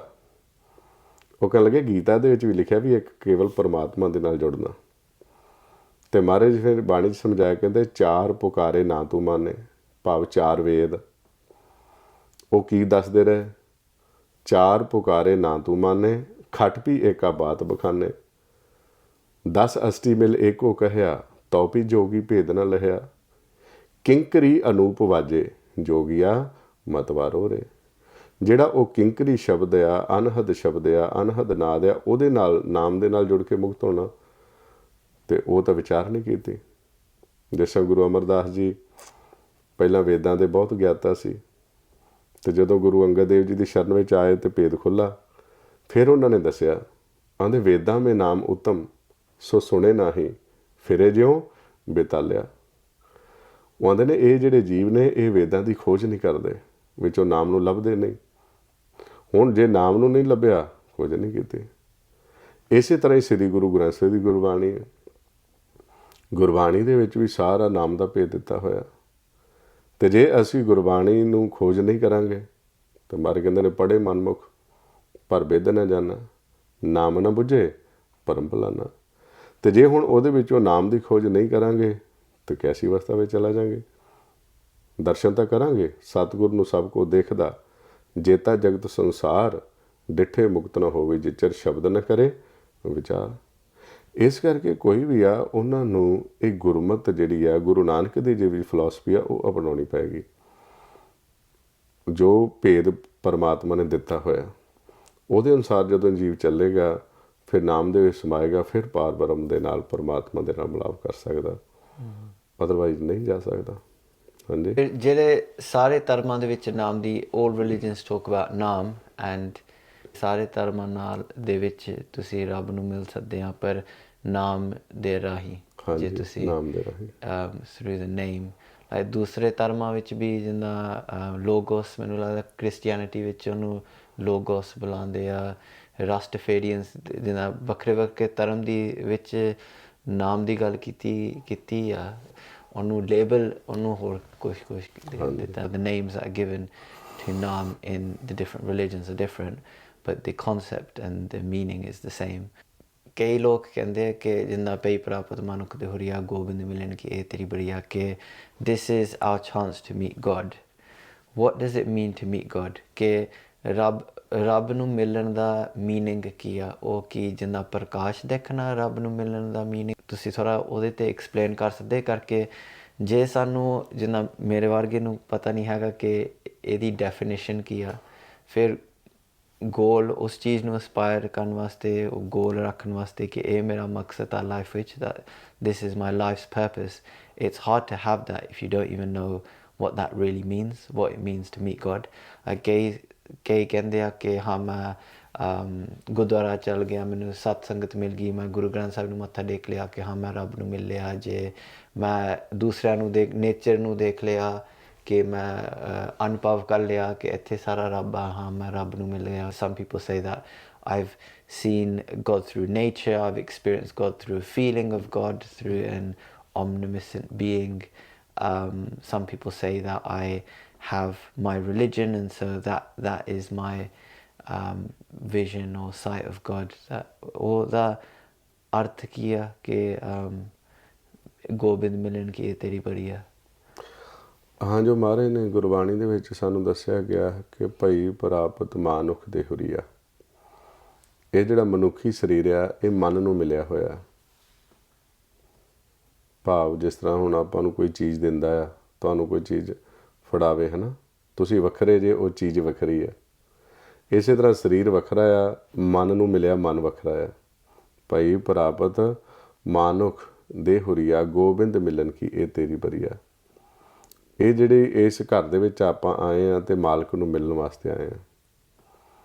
ਹੁਣ ਮਾਲਕ ਨੂੰ ਜਦੋਂ ਮਿਲਣਾ ਆ, ਪਾਰ ਬ੍ਰਹਮ ਨੂੰ ਮਿਲਣ ਵਾਸਤੇ ਉਹਦੇ 2 ਰੂਪ ਨੇ, ਇੱਕ ਸਰਗੁਣ ਹੈ, ਦੂਸਰਾ ਨਿਰਗੁਣ ਰੂਪ ਹੈ। ਸਭ ਤੋਂ ਪਹਿਲਾਂ ਮਾਰੇ ਕਹਿੰਦੇ ਨੇ ਸਰਗੁਣ ਨਿਰਗੁਣ ਨਿਰੰਕਾਰ, ਸੁਨ ਸਮਾਧੀ ਆਪ, ਆਪਨ ਕੀਆ ਨਾਨਕਾ ਆਪੇ ਫਿਰ ਜਾਪ। ਹੁਣ ਜਿੱਥੇ ਆਪਾਂ ਆਉਂਦੇ ਹਾਂ, ਆ ਜਿੰਨੀ ਵੀ ਕ੍ਰੀਏਸ਼ਨ ਹੈਗੀ ਆ ਗੋਡ ਦੀ, ਇਹ ਸਰਗੁਣ ਰੂਪ ਹੈ ਉਸਦਾ। ਇਹ ਵੇ ਸੰਸਾਰ ਤੁਮ ਦੇਖਦੇ ਹਰ ਕਾ ਰੂਪ ਹੈ। ਸਭ ਤੋਂ ਪਹਿਲਾਂ ਮਿਲਣਾ ਆਪਣੇ ਪਰਿਵਾਰ ਵਿੱਚ ਵਿਚਰਦੇ ਜੇ ਤੁਸੀਂ ਛੋਟੇ ਜੇ ਆਪਣੇ ਮਾਤਾ ਪਿਤਾ ਨੂੰ ਹਰੀ ਦਾ ਰੂਪ ਦੇਖੋ ਮਾਤਾ ਪਿਤਾ ਦੇ ਵਿੱਚ, ਤੇ ਜੇ ਬੱਚੇ ਆ ਉਹਨਾਂ ਦੇ ਵਿੱਚ ਪਰਮਾਤਮਾ ਦੀ ਅੰਸ਼ ਦੇਖਣੀ, ਉਹਨਾਂ ਨੂੰ ਸਰਗੁਣ ਰੂਪ ਦੇਖਣਾ, ਇਹ ਉਹਦਾ ਸਰਗੁਣ ਰੂਪ ਦਾ ਸਤਿਕਾਰ ਕਰਨਾ। ਸਰਗੁਣ ਨੂੰ ਦੇਖਦਿਆਂ ਉਹਦੇ ਨਾਲ ਜਦੋਂ ਪਿਆਰ ਪੈਂਦਾ ਜਾਏਗਾ, ਫਿਰ ਹੌਲੀ ਹੌਲੀ ਸਾਡੀ ਕੰਸੈਂਟਰੇਸ਼ਨ ਬਣੇਗੀ, ਫਿਰ ਮਨ ਆਪਣੇ ਮੂਲ ਦੀ ਪਹਿਚਾਣ ਕਰੇਗਾ ਵੀ ਇਹ ਸਾਰੀ ਕ੍ਰੀਏਸ਼ਨ ਕਿੱਥੋਂ ਹੋਈ ਆ, ਹਾਂਜੀ ਇਹ ਸਰੀਰ ਕਿੱਥੋਂ ਬਣਿਆ ਸਾਡਾ, ਇਹ ਧਰਤੀ ਕਿੱਥੋਂ ਬਣੀ ਆ, ਇਹ ਖੰਡ ਬ੍ਰਹਿਮੰਡ ਕਿੱਥੋਂ ਪ੍ਰਗਟ ਹੋਏ ਨੇ। ਉਹ ਫਿਰ ਜਦੋਂ ਹੌਲੀ ਹੌਲੀ ਪਿਛੋਕੜ ਨੂੰ ਜਾਏਗਾ, ਉਹ ਉਹਦਾ ਨਿਰਗੁਣ ਸਰੂਪ ਆ, ਨਿਰਾਕਾਰ, ਜਿਸ ਦਾ ਕੋਈ ਰੂਪ ਰੰਗ ਰੇਖ ਭੇਖ ਚੱਕਰ ਚੇਨ ਵਰਨ ਜਾਤ ਪਾਤ ਨਹੀਂ। ਉਹ ਸਾਡਾ ਅਸਲੀ ਗੋਲ ਉਹ ਆ ਵੀ ਅਸੀਂ ਇਹਦੇ ਨਾਲ ਪਿਆਰ ਕਰਦਿਆਂ ਸਰਗੁਣ ਦੇ ਨਾਲ ਤੇ ਉਸ ਨਿਰਾਕਾਰ ਦੇ ਦਰਸ਼ਨ ਕਰਨੇ। ਭਾਵ ਕਿ ਮਨ ਜਦੋਂ ਇਸ ਸਰੀਰ ਨੂੰ ਛੱਡੇਗਾ, ਨਿਰਾਕਾਰ ਦੇ ਵਿੱਚ ਸਮਾ ਜੇ, ਤੇ ਜਦੋਂ ਅਸੀਂ ਫਿਰ ਧਿਆਨ ਹੌਲੀ ਹੌਲੀ ਉਸ ਅਵਸਥਾ ਵਿੱਚ ਲੈ ਕੇ ਜਾਂਦੇ ਹਾਂ, ਤੇ ਫਿਰ ਸਾਨੂੰ ਉਹਦੇ ਨਿਰਗੁਣ ਦੇ ਦਰਸ਼ਨ ਹੋਣੇ ਸ਼ੁਰੂ ਹੋ ਜਾਂਦੇ ਆ, ਪ੍ਰਕਾਸ਼ ਰੂਪ ਦੇ, ਜਿਸ ਨੂੰ ਮਹਾਰਾਜ ਨੇ ਗੁਰਬਾਣੀ ਅੰਦਰ ਵੀ ਸਮਝਾਇਆ ਤੇ ਦੱਸਿਆ ਆਪਾਂ ਨੂੰ, ਰੂਪ ਨਾ ਰੇਖ ਨਾ ਰੰਗ ਕਿਛ ਤ੍ਰੈ ਗੁਣ ਤੇ। ਇਹ ਜਿਹੜਾ ਆਕਾਰ ਆ, ਇਹ ਤਿੰਨਾਂ ਗੁਣਾਂ ਦੇ ਵਿੱਚ ਰਚਿਆ ਹੋਇਆ, ਉਹ ਤਿੰਨਾਂ ਗੁਣਾਂ ਤੋਂ ਨਿਰਾਕਾਰ ਵੱਖਰਾ ਹੈ। ਜਿੰਨੀ ਵੀ ਕ੍ਰਿਏਸ਼ਨ ਆ ਸਾਰੀ ਤ੍ਰੈ ਗੁਣਾਂ ਦੇ ਵਿੱਚ ਖਿਲ ਰਹੀ ਹੈ। ਜਹ ਰਚਿਓ ਬਹੁ ਪਰਪੰਚ ਆਕਾਰ ਤ੍ਰੈ ਗੁਣ ਮੈਂ ਕੀਨੋ ਵਿਸਤਾਰ। ਤੇ ਇੱਥੇ ਤ੍ਰੈ ਗੁਣਾਂ ਤੋਂ ਹੌਲੀ ਹੌਲੀ ਵੱਖ ਹੁੰਦੇ ਅਸੀਂ ਉਹਨੂੰ ਦੇਖਣਾ, ਉਹ ਪ੍ਰਕਾਸ਼ ਰੂਪ ਹੈ, ਉਹਦਾ ਕੋਈ ਰੂਪ ਰੰਗ ਰੇਖ ਭੇਖ ਚੱਕਰ ਚੇਨ ਵਰਨ ਜਾਤ ਪਾਤ ਨਹੀਂ ਆਪਾਂ ਕਹਿ ਸਕਦੇ। ਤੇ ਪ੍ਰਕਾਸ਼ ਰੂਪ ਜਿਸ ਤਰ੍ਹਾਂ ਆਪਾਂ ਦੇਖਦੇ ਹਾਂ ਦਿਨ ਦੇ ਸਮੇਂ ਪ੍ਰਕਾਸ਼, ਇਹਦੇ ਨਾਲੋਂ ਕਈ ਗੁਣਾ ਜ਼ਿਆਦਾ ਪ੍ਰਕਾਸ਼, ਉਹਨੂੰ ਫਿਰ ਮਹਾਰਾਜ ਨੇ ਸਮਝਾਇਆ, ਤੁਮ ਹੀ ਮੈਂ ਬਸੇ ਨਿਰੰਤਰ ਨਾਨਕ ਦਰਪਨ ਨਿਆਈ ਪ੍ਰਕਾਸ਼। ਉਸ ਪ੍ਰਕਾਸ਼ ਨੂੰ ਮਨ ਨੇ ਦੇਖਣਾ, ਜਿਸ ਤਰ੍ਹਾਂ ਮਨ ਹੁਣ ਧੀਰੀ ਦੇ ਵਿੱਚ ਆ ਕੇ ਇੱਥੇ ਦੇਖਦਾ, ਆ ਜੋ ਦੇਖ ਰਿਹਾ ਇਹ ਸਭ ਕ੍ਰਿਸ਼ਨ ਆ, ਇਹਨੂੰ ਮਾਇਆ ਦਾ ਦੇਸ਼ ਕਹਿ ਸਕਦੇ ਹਾਂ, ਇਹ ਸਰੀਰ ਵੀ ਮਾਇਆ ਦਾ ਹੀ ਕਰ ਰਿਹਾ। ਇਹ ਹੁਣ ਮਨ ਧੀਰੀ ਦੇ ਵਿੱਚ ਆ ਕੇ ਦੇਖਦਾ, ਆਹ ਨੇਤਰਾਂ ਦੇ ਵਿੱਚ ਜਿਹੜੀ ਜੋਤ ਹੈ ਇਹ ਧੀਰੀ ਦੁਆਰਾ ਦੇਖ ਰਹੇ ਹਾਂ। ਜਦੋਂ ਹੌਲੀ ਹੌਲੀ ਮਨ ਪਛਾਣ ਨੂੰ ਜਾਣਾ ਸ਼ੁਰੂ ਹੋ ਗਿਆ, ਸ਼ਬਦ ਵਿੱਚ ਲੀਨ ਹੋ ਗਿਆ, ਫਿਰ ਮਨ ਦੀ ਆਪਣੀ ਜੋਤ ਪ੍ਰਗਟ ਹੋਏਗੀ। ਜਦੋਂ ਮਨ ਦੀ ਆਪਣੀ ਜੋਤ ਪ੍ਰਗਟ ਹੋਏਗੀ, ਫਿਰ ਉਹ ਦੇਖੇਗਾ, ਤੇ ਜਦੋਂ ਉਹ ਦੇਖੇਗਾ ਉਹਨੂੰ ਆਕਾਰ ਨਹੀਂ, ਉਹਨੂੰ ਪ੍ਰਕਾਸ਼ ਨਜ਼ਰ ਆਏਗਾ, ਨਿਰਾਕਾਰ ਨਜ਼ਰ ਆਏਗਾ। ਉਹਨੂੰ ਫਿਰ ਕਹਿੰਦੇ ਨੇ ਨਿਰੰਕਾਰ। ਸਹਿਜੇ ਅਦ੍ਰਿਸ਼ਟ ਪਛਾਣੀਏ ਨਿਰਭਉ ਜੋਤ ਨਿਰੰਕਾਰ। ਉਹ ਨਿਰਾਕਾਰ ਦੀ ਜੋਤ ਹੈ, ਉਹਨੂੰ ਫਿਰ ਦੇਖਣਾ ਹੁੰਦਾ। ਉਹ ਸਾਡੀਆਂ ਅੱਖਾਂ ਹੁੰਦੀਆਂ ਨੇ, ਲੋਇਨ ਦੇਖ ਰਹੇ ਵਿਸਮਾਦੀ ਚਿਤ ਅਦ੍ਰਿਸ਼ਟ ਲਗਾਏ ਅਦ੍ਰਿਸ਼ਟ ਸਦਾ ਰਹੇ ਨਿਰਾਲਮ ਜੋਤੀ ਜੋਤ ਮਿਲਾਏ। ਤੁਹਾਨੂੰ ਦਿਸੇ, ਜਿਸ ਤਰ੍ਹਾਂ ਆਪਾਂ ਆਹ ਦੇਖ ਰਹੇ ਹਾਂ ਤਾਂ ਪਤਾ ਲੱਗ ਰਿਹਾ ਨਾ, ਤੇ ਤੁਸੀਂ ਮੈਨੂੰ ਦੇਖ ਰਹੇ ਜੇ ਮੈਂ ਤੁਹਾਨੂੰ ਦੇਖ ਰਿਹਾ। ਇਸੇ ਤਰ੍ਹਾਂ ਅਸੀਂ ਉੱਥੇ ਜਦੋਂ ਦੇਖਾਂਗੇ ਐਸਾ ਹੀ ਦੇਖਾਂਗੇ, ਸਾਨੂੰ ਪਤਾ ਹੋਏਗਾ ਵੀ ਮੈਂ ਦੇਖ ਰਿਹਾ ਉਹਨੂੰ, ਪ੍ਰਕਾਸ਼ ਨੂੰ। ਰੱਬ ਨੂੰ, some people believe that you can't meet God while you're alive. You have to meet God once you die, and then you go and get judged, and all this judgment day, and then you will it will be determined what happens next. ਕਿ ਕਈ ਲੋਕ ਮੰਨਦੇ ਆ ਕਿ ਇੱਥੇ ਇਸ ਜਨਮ ਦੇ ਵਿੱਚ ਨਹੀਂ ਰੱਬ ਨੂੰ ਮਿਲ ਸਕਦੇ, ਕਿ ਜਦੋਂ ਅੰਤ ਸਮਾਂ ਆਊਗਾ, ਜਦੋਂ ਜੱਜਮੈਂਟ ਡੇ ਆਊਗੀ, ਫਿਰ ਤੁਸੀਂ ਰੱਬ ਦੇ ਸਾਹਮਣੇ ਸਨਮੁਖ ਹੋਵੋਗੇ, ਫਿਰ ਉੱਥੇ ਤੁਹਾਡਾ ਫੈਸਲਾ ਹੋਊਗਾ ਕਿ ਅੱਗੇ ਕੀ ਹੋਣਾ। ਇਹਦੇ ਵਿੱਚ ਮਾਲਕ ਨੇ ਖੇਲ ਆਪਾਂ ਨੂੰ ਜਿਹੜਾ ਦਿੱਤਾ ਹੋਇਆ ਸਮਾਂ, ਜਿਸ ਨੂੰ ਮਾਰੇ ਕਹਿੰਦੇ ਨੇ ਗਣ ਘਾਲੇ ਸਭ ਦੇ ਵਿਸਾਸ ਨਾ ਵੱਢਣ ਘਟਣ ਤਿਲਸਾਰ। ਇਹ ਸਵਾਸਾਂ ਦੇ ਰਹਿੰਦਿਆਂ ਅਸੀਂ ਮਿਲਣਾ ਹੁੰਦਾ, ਇੱਥੇ ਹੀ ਮਿਲਣਾ ਹੁੰਦਾ। ਜੇ ਅਸੀਂ ਇੱਥੇ ਮਿਲਾਪ ਨਹੀਂ ਕਰਦੇ, ਸਰੀਰ ਛੱਡਣ ਤੋਂ ਬਾਅਦ ਅਸੀਂ ਉਹਦੇ ਵਿੱਚ ਸਮਾ ਨਹੀਂ ਸਕਦੇ, ਕਿਉਂਕਿ ਸਾਨੂੰ ਪਹਿਚਾਣ ਨਹੀਂ ਰਹੇਗੀ ਉਸ ਦੀ, ਤੇ ਕਿਸ ਤਰ੍ਹਾਂ ਸਮਾਉਣਾ ਹੈ ਉਹਦੇ ਵਿੱਚ। ਇਸ ਕਰਕੇ ਜਿੰਨਾ ਚਿਰ ਸਵਾਸ ਚੱਲਦੇ ਨੇ, ਸਵਾਸਾਂ ਦੇ ਹੁੰਦਿਆਂ ਹੋਇਆਂ ਅਸੀਂ ਮਿਲਾਪ ਕਰਨਾ ਹੁੰਦਾ।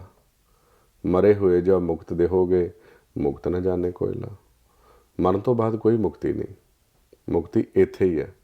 ਇਹੀ ਤੇਰੀ ਅਵਸਰ, ਇਹੀ ਤੇਰੀ ਬਾਤ। ਬਹੁ ਬਿਦ ਕਹੋ ਪੁਕਾਰ ਪੁਕਾਰ, ਕਹੋ ਕਬੀਰ ਜੀਤ ਕੇ ਹਾਰ। ਹੁਣ ਇੱਥੇ ਸਵਾਸਾਂ ਦੇ ਹੁੰਦਿਆਂ ਅਸੀਂ ਉਹ ਨਿਰੰਕਾਰ ਨੂੰ ਲੱਭਣਾ ਹੁੰਦਾ, ਗੁਰੂ ਦੇ ਰਾਹੀਂ ਉਹਦੀ ਪਹਿਚਾਣ ਕਰਨੀ ਹੁੰਦੀ ਹੈ, ਉਹਦੇ ਨਾਲ ਮਿਲਾਪ ਕਰਨਾ ਹੁੰਦਾ। ਤਾਂ ਹੀ ਅਸੀਂ ਦੇਹ ਛੱਡਣ ਤੋਂ ਬਾਅਦ ਉਸ ਘਰ ਦੇ ਵਿੱਚ ਠਹਿਰਾਓ ਕਰ ਸਕਦੇ ਹਾਂ।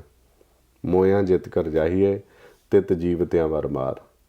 ਅਨਹਦ ਸ਼ਬਦ ਸੁਹਾਵਣੇ ਪਾਈਏ ਗੁਰ ਵਿਚਾਰ। ਅਨਹਦ ਬਾਣੀ ਪਾਈਏ ਤਾਂ ਹਉਮੈ ਹੋਏ ਬਨਾਸ। ਮਰਨ ਤੋਂ ਬਾਅਦ ਕੋਈ ਮੁਕਤੀ ਨਹੀਂ ਹੈਗੀ। ਕਈ ਧਰਮਾਂ ਵਿੱਚ ਹੈਗਾ ਕਿ ਅਸੀਂ ਰੱਬ ਨੂੰ ਜਿੱਦਾਂ ਰੱਬ ਵੱਖਰਾ ਆ ਅਸੀਂ ਵੱਖਰੇ ਆ ਕਿ ਇਹਦਾ ਕੋਈ ਕਹਿ ਨਹੀਂ ਸਕਦਾ ਕਿ ਅਸੀਂ ਰੱਬ ਨੂੰ ਰੱਬ ਦੇ ਸਾਡੇ ਵਿੱਚ ਹੈਗਾ ਆ ਕਰਕੇ ਕਹਿੰਦੇ ਕਿ ਇੱਥੇ ਤਾਂ ਜਿੱਦਾਂ ਹੈ ਨਾ ਬੰਦਿਆਂ ਦੇ ਕਈ ਵਾਰੀ ਫੁਰਨੇ ਗਲਤ ਆਉਂਦੇ ਆ ਕਿ ਇਹਦਾ ਕਹਿੰਦਾ ਹੋ ਸਕਦਾ ਕਿ ਰੱਬ ਉਹਨਾਂ ਦੇ ਵਿੱਚ ਆ ਜੇ ਇੱਥੇ ਦੁਨੀਆ ਦੇ ਵਿੱਚ ਕਈ ਕੁਛ ਹੁੰਦਾ ਆ ਕਿ ਅਸੀਂ ਕਹਿ ਸਕਦੇ ਹਾਂ ਕਿ ਰੱਬ ਇੱਥੇ ਹੈਗਾ ਆ ਫਿਰ ਉਹਦਾ ਐਕਸਪਲੇਨੇਸ਼ਨ ਕੀ ਆ ਕਿ ਜਿੱਦਾਂ ਹੁਣ ਇੱਥੇ ਜੇ ਰੱਬ ਸਾਰੇ ਪਾਸੇ ਆ ਇਸ ਦੁਨੀਆ ਦੇ ਵਿੱਚ ਕਰਕੇ ਕਈ ਰੱਬ ਨੂੰ ਮੰਨਦੇ ਆ ਕਿ ਹੋਰ ਕਿਤੇ ਆ ਕਿ ਉੱਤੇ ਆ ਲਾਏ ਉੱਤੋਂ ਸਾਨੂੰ ਦੇਖਦਾ ਆ ਕਿ some religions believe that God is far away high above the earth and is looking down upon us upon this realm and is not here, is not omnipresent ਜਿੱਦਾਂ ਦੋ ਹੀ ਚੀਜ਼ਾਂ ਕਹਿੰਦਾ ਹੁੰਦੀ ਆ ਕਿ ਫੁਰਨੇ ਵੀ ਆਉਂਦੇ ਆ ਜਿੱਦਾਂ ਜੇ ਕੋਈ ਜਿੱਦਾਂ ਮਾਈਂਡ ਵਿੱਚ ਕੁਛ ਜਿੱਦਾਂ ਕੁਛ ਗਲਤ ਮਾਈਂਡ ਵਿੱਚ ਆ ਗਿਆ ਫਿਰ ਪਰ ਅੰਦਰ ਰੱਬ ਵੀ ਵਸ ਰਿਹਾ ਇਹਦਾ ਕੋਈ ਐਕਸਪਲੇਨੇਸ਼ਨ ਹੈਗੀ ਹਾਂ ਜੀ ਇਸ ਤਰ੍ਹਾਂ ਹੁਣ ਮਹਾਰਾਜ ਸੱਚੇ ਪਾਤਸ਼ਾਹ ਦੱਸਦੇ ਨੇ ਕਿ ਆ ਜਿਹੜੀ ਆਪਣੀ ਕਾਇਆ ਹੈ ਨਾ ਸਰੀਰ ਇਹ 10 ਦੁਆਰਾਂ ਦਾ ਪਿੰਡ ਹੈ। ਮਹਾਰਾਜ ਗੁਰਬਾਣੀ ਸਮਝਾਉਂਦੇ ਨੇ ਇਹ ਜਿਹੜੀ ਕਾਇਆ ਇਹਨੂੰ ਗੁਰਬਾਣੀ 'ਚ ਕਹਿੰਦੇ ਨੇ ਜਨਨੀ ਕੇਰੇ ਉਧਰ ਉਦਕ ਮੇ ਪਿੰਡ ਕੀ ਆ 10 ਦੁਆਰਾ ਇਹ 10 ਦੁਆਰਾਂ ਦਾ ਪਿੰਡ ਹੈ। ਹੁਣ ਇਹ ਜਿਹੜਾ 10 ਦੁਆਰਾਂ ਦਾ ਪਿੰਡ ਹੈ ਇਹਦੇ ਵਿੱਚ ਜਿਹੜੇ 9 ਦੁਆਰ ਨੇ ਉਹ ਪੌਣ ਦੁਆਰਾ ਖੁੱਲ੍ਹਦੇ ਨੇ ਔਰ ਜਿਹੜਾ 10ਵਾਂ ਦੁਆਰ ਹੈ ਉਹ ਸ਼ਬਦ ਦੁਆਰਾ ਖੁੱਲ੍ਹਦਾ ਹੈ। ਜਿੱਥੇ ਜਾ ਕੇ ਸ਼ਬਦ ਸਮਾਉਂਦਾ ਹੈ ਉਹਨੂੰ 10ਵਾਂ ਦੁਆਰ ਕਹਿੰਦੇ ਨੇ। ਇਸ ਕਾਇਆ ਤੋਂ ਉੱਪਰ ਕਾਇਆ ਮੰਦਰ ਮਹਿਲ ਘਰ ਹਰ ਕਾ ਤਿਸ ਵਿੱਚ ਰੱਖੀ ਜੋਤ ਅਪਾਰ ਨਾਨਕ ਗੁਰਮੁਖ ਮਹਿਲ ਬੁਲਾਈਏ ਹਰ ਮੇਲੇ ਮੇਲਣ ਹਾਰ। ਜਿੱਥੇ ਨਿਜ ਮਹਿਲ ਦੇ ਵਿੱਚ ਆਪਣੀ ਜੋਤ ਰੱਖ ਦਿੱਤੀ ਉੱਥੇ ਸ਼ਬਦ ਦਾ ਵਿਕਾਸ ਹੋਣਾ ਸ਼ੁਰੂ ਹੋ ਗਿਆ। ਜਿੱਥੇ ਸ਼ਬਦ ਦਾ ਵਿਕਾਸ ਹੋ ਰਿਹਾ ਉਹਨੂੰ ਗੁਰਬਾਣੀ ਦੇ ਵਿੱਚ ਕਹਿ ਦਿੱਤਾ ਸਤਿਪੁਰਖ ਸ਼ਿਵ ਘਰ। ਹੁਣ ਇਸੇ ਤਰ੍ਹਾਂ ਇੱਧਰ ਜਿੱਧਰ ਪੌਣ ਚੱਲਣ ਲੱਗੀ ਪੌਣ ਦੇ ਵਿੱਚ ਪੌਣ ਪਾਣੀ ਅਤੇ ਅਗਨ 3 ਗੁਣ ਪੈਦਾ ਹੁੰਦੇ ਨੇ। ਇਹਨਾਂ ਤੋਂ ਪੈਦਾ ਹੁੰਦੇ ਨੇ 3 ਗੁਣ ਪੌਣ ਤੋਂ ਰਜੋਗੁਣ ਪਾਣੀ ਤੋਂ ਸਤੋਗੁਣ ਔਰ ਜਿਹੜੀ ਅਗਨ ਹੈ ਉਸ ਤੋਂ ਤਮੋਗੁਣ। ਹੁਣ ਜਿੱਥੇ ਇਹ 3 ਗੁਣ ਪੈਦਾ ਹੋ ਗਏ ਇਹਨੂੰ ਗੁਰਬਾਣੀ 'ਚ ਕਹਿ ਦਿੱਤਾ ਸ਼ਕਤੀ। ਹੁਣ ਇਹ ਸ਼ਿਵ ਅਤੇ ਸ਼ਕਤੀ ਦਾ ਖੇਲ ਸ਼ੁਰੂ ਕਰ ਦਿੱਤਾ ਪਰਮਾਤਮਾ ਨੇ। ਮਹਾਰਾਜ ਕਹਿੰਦੇ ਮੇਰੇ ਪ੍ਰਭ ਸਾਚੇ ਇੱਕ ਖੇਲ ਰਚਾਇਆ ਕੋਹੇ ਨਾ ਕਿਸੇ ਹੀ ਜਿਹਾ ਅਪਾਇਆ ਆਪੇ ਫਰਕ ਕਰੇ ਵੇਖ ਵਿਗਸੇ ਸਭ ਰਸ ਦੇਹੀ ਮਾਹਾ ਹੈ ਵਾਜੇ ਪੌਣ ਤੇ ਆਪ ਵਜਾਏ ਸ਼ਿਵ ਸ਼ਕਤੀ ਦੇਹੀ ਮੇ ਪਾਏ ਗੁਰ ਪ੍ਰਸਾਦੀ ਉਲਟੀ ਹੋਵੇ ਸ਼ਬਦ ਰਤਨ ਮਿਲਤਾ ਹੈ। ਹੁਣ ਜਿੱਧਰ ਸ਼ਬਦ ਚੱਲਣ ਲੱਗ ਪਿਆ ਉਹਨੂੰ ਸ਼ਿਵ ਘਰ ਕਹਿ ਦਿੱਤਾ। ਉੱਥੇ ਆਤਮਾ ਰਾਮ ਦਾ ਸਤਿਪੁਰਖ ਦਾ ਵਾਸਾ ਹੋ ਗਿਆ। ਜਿੱਧਰ ਪੌਣ ਚੱਲਣ ਲੱਗ ਪਈ ਇਹਨੂੰ ਸ਼ਕਤੀ ਦਾ ਘਰ ਕਹਿ ਦਿੱਤਾ। ਮਨ ਦੀ ਜਿਹੜੀ ਜੋਤ ਆ ਉਹਨੂੰ ਸੁੰਨ ਦੇ ਵਿੱਚੋਂ ਪ੍ਰਗਟ ਕਰਕੇ ਇਸ ਸ਼ਿਵ ਅਤੇ ਸ਼ਕਤੀ ਦੇ ਘਰ ਖੇਲਣ ਵਾਸਤੇ ਭੇਜ ਦਿੱਤਾ ਅਤੇ ਖੇਲ ਸ਼ੁਰੂ ਕਰ ਦਿੱਤਾ। ਜਹ ਦੇਖਾਂ ਤੇ ਰਵ ਰਹੇ ਸ਼ਿਵ ਸ਼ਕਤੀ ਕਾ ਮੇਲ 3 ਗੁਣਬੰਦੀ ਦੇਹੁਰੀ ਜੋ ਆਇਆ ਜਗ ਸੋ ਖੇਲ। ਹੁਣ ਮਨ ਨੇ ਆ ਕੇ ਖੇਲ ਖੇਲਣਾ ਅਤੇ ਮਨ ਜਦੋਂ ਆਉਂਦਾ ਹੈ ਸੰਸਾਰ ਦੇ ਵਿੱਚ ਜਨਮ ਲੈਂਦਾ ਇੱਥੋਂ ਫਿਰ ਖੇਲ ਸ਼ੁਰੂ ਹੋ ਗਿਆ। 4 ਪਦਾਰਥ ਲੈ ਜਾ ਗਾਇਆ ਸ਼ਿਵ ਸ਼ਕਤੀ ਕਰ ਵਾਸਾ ਪਾਇਆ ਏਕ ਵਸਾਰੇ ਤਾਂ ਪਿੜਹਾਰੇ ਅੰਧਲੇ ਨਾਮ ਵਸਾਰਾ ਹੈ। ਮਨ ਨੂੰ ਟ੍ਰੇਨਿੰਗ ਦਿੱਤੀ ਗਈ ਕਿ ਤੂੰ ਜਦੋਂ ਸ਼ਕਤੀ ਦੇ ਘਰ ਜਾਣਾ ਸ਼ਬਦ ਦੇ ਨਾਲ ਜੁੜ ਕੇ ਰਹਿਣਾ। ਜੇ ਸ਼ਬਦ ਨਾਲ ਜੁੜ ਕੇ ਰਹੇਗਾ ਤੇ ਆਤਮਾ ਰਾਮ ਦੇ ਰਾਹੀਂ ਨਿਰੰਕਾਰ ਦੀ ਬੋਲੀ ਬੋਲੇਗਾ। ਜੇ ਸ਼ਬਦ ਨਾਲ ਟੁੱਟ ਗਿਆ ਮਾਇਆ ਦੇ ਘਰ ਵਿੱਚ ਆ ਗਿਆ ਅਤੇ ਜਦੋਂ ਮਾਇਆ ਦੇ ਘਰ ਵਿੱਚ ਆ ਜਾਏਗਾ ਅਤੇ ਕਾਲ ਦੀ ਭਾਸ਼ਾ ਬੋਲਣੀ ਸ਼ੁਰੂ ਕਰ ਦੇਗਾ। ਉਹਨੂੰ ਕਹਿੰਦੇ ਅਗਨ ਬਿੰਬ ਪਵਣੇ ਕੀ ਬਾਣੀ 3 ਨਾਮ ਕੇ ਦਾਸਾ। ਹੁਣ ਇੱਥੇ ਸੰਸਾਰ ਦੇ ਸ਼ਿਵ ਸ਼ਕਤੀ ਦਾ ਖੇਲ ਆ ਆਪਣੀ ਕਾਇਆ ਦੇ ਵਿੱਚ। ਜੇ ਤਾਂ ਤੁਸੀਂ ਪਾਉਣ ਵਿੱਚ ਆ ਗਏ ਮਨ ਸ਼ਬਦ ਨਾਲੋਂ ਟੁੱਟ ਗਿਆ ਅਤੇ ਉਹਦੇ 'ਤੇ ਕਾਲ ਦਾ ਖੇਲ ਚੱਲ ਪੈਣਾ। 3 ਗੁਣਾਂ ਵਿੱਚ ਆ ਗਿਆ 3 ਗੁਣ ਕਾਲ ਦੇ ਦਾਇਰੇ ਦੇ ਵਿੱਚ ਨੇ। ਕੌਤਕ ਕਾਲ ਇਹ ਹੁਕਮ ਪਠਾਇਆ ਜੀ ਜੰਤ ਉਪਾਏ ਸੁਮਾਇਆ ਵੇਖੇ ਵਿਕਸੇ ਸਭ ਰੰਗ ਗਵਾਣੇ ਰਚਨ ਕੀਨਾ ਇੱਕ ਅਖਾੜਾ। ਉਹ ਫਿਰ ਕਾਲ ਮਨ ਨੂੰ ਭਰਮਾਉਂਦਾ ਫਿਰਦਾ। ਜਿਸ ਤਰ੍ਹਾਂ ਕਿਸੇ ਨੂੰ ਰਜੋਗੁਣ 'ਤੇ ਲੈ ਗਿਆ ਆਸ਼ਾ ਬਲਾਸ਼ਾ ਤ੍ਰਿਸ਼ਨਾਵਾਂ ਦੇ ਵਿੱਚ ਉਹਨੇ ਉਹ ਭਾਸ਼ਾ ਬੋਲਣੀ ਸ਼ੁਰੂ ਕਰ ਦਿੱਤੀ। ਕੋਈ ਤਮੋ ਗੁਣ 'ਤੇ ਚਲਾ ਗਿਆ ਕਾਮ ਕ੍ਰੋਧ ਲੋਭ ਮੋਹ ਹੰਕਾਰ ਦੇ ਵਿੱਚ ਉਹਨੇ ਉਹ ਭਾਸ਼ਾ ਬੋਲਣੀ ਸ਼ੁਰੂ ਕਰ ਦਿੱਤੀ। ਹੁਣ ਜਦੋਂ ਉਹ ਸ਼ਬਦ ਨਾਲ ਟੁੱਟ ਗਿਆ, ਪਰਮਾਤਮਾ ਨਾਲ ਟੁੱਟ ਗਿਆ, ਉਹ ਤਿੰਨਾਂ ਗੁਣਾਂ ਦੀ ਕਾਲ ਦੀ ਭਾਸ਼ਾ ਬੋਲਦਾ। ਉਹਨੂੰ ਕਹਿੰਦੇ ਤ੍ਰੈ ਗੁਣ ਕਾਲੇ ਕੀ ਸਰਕਾਰਾ, ਨਾਮ ਨਾ ਚੇਤੇ ਪਾਵਨ ਹਾਰਾ, ਮਰ ਜੰਮੇ ਫਿਰ ਵਾਰੋ ਵਾਰ। ਹੁਣ ਜਦੋਂ ਉਹ ਭਾਸ਼ਾ ਬੋਲਦਾ, ਕੋਈ ਕਿਸੇ ਨੂੰ ਮਾੜਾ ਬੋਲਦਾ ਜਾਂ ਕੋਈ ਚੰਗਾ ਬੋਲਦਾ ਜਾਂ ਕੋਈ ਕਿਸੇ ਨਾਲ ਦੁਬਦਾ ਕਰਦਾ, ਤੇ ਦੇਖਦੇ ਨੇ ਜੀਵ ਜਿਹੜੇ ਗੁਰਮੁਖ ਜਾਗੇ ਹੋਏ ਹੁੰਦੇ ਆ।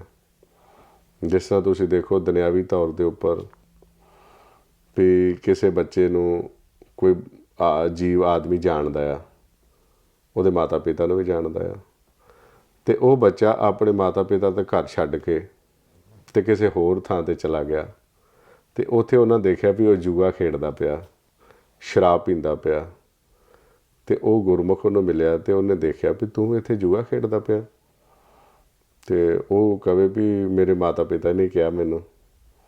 ਉਹ ਕਹਿੰਦਾ ਵੀ ਨਹੀਂ, ਤੇਰੇ ਮਾਤਾ ਪਿਤਾ ਨੂੰ ਤਾਂ ਮੈਂ ਜਾਣਦਾ ਆ, ਉਹ ਤਾਂ ਬੜੇ ਗੁਰਮੁਖ ਨੇ, ਉਹ ਤਾਂ ਤੁਹਾਨੂੰ ਇਹ ਕਹਿ ਨਹੀਂ ਸਕਦੇ। ਹੁਣ ਇਸੇ ਤਰ੍ਹਾਂ ਹੀ ਜਿਹੜੇ ਭਗਤ ਗੁਰਮੁਖ ਪਰਮਾਤਮਾ ਦੇ ਨਾਲ ਮਿਲਾਪ ਕੀਤਾ, ਤੇ ਉਹ ਜਦੋਂ ਦੇਖਦੇ ਨੇ ਵੀ ਇੱਥੇ ਜਿਹੜੇ ਜੀਵ ਨੇ ਕੀ ਕਰਦੇ ਪਏ ਨੇ, ਉਹ ਕਹਿਣਗੇ ਵੀ ਇਹ ਸਾਰਾ ਕੁਝ ਪਰਮਾਤਮਾ ਹੀ ਕਰਾ ਰਿਹਾ। ਕੋਈ ਨਸ਼ਾ ਕਰਦਾ ਪਿਆ, ਕੋਈ ਕਿਸੇ ਨਾਲ ਲੜਦਾ ਪਿਆ, ਉਹ ਕਹਿ ਕੇ ਵੀ ਤੇ ਸਾਰਾ ਪਰਮਾਤਮਾ ਦੇ ਹੁਕਮ 'ਤੇ ਚੱਲਦਾ ਪਿਆ, ਪਰਮਾਤਮਾ ਕਰਾ ਰਿਹਾ।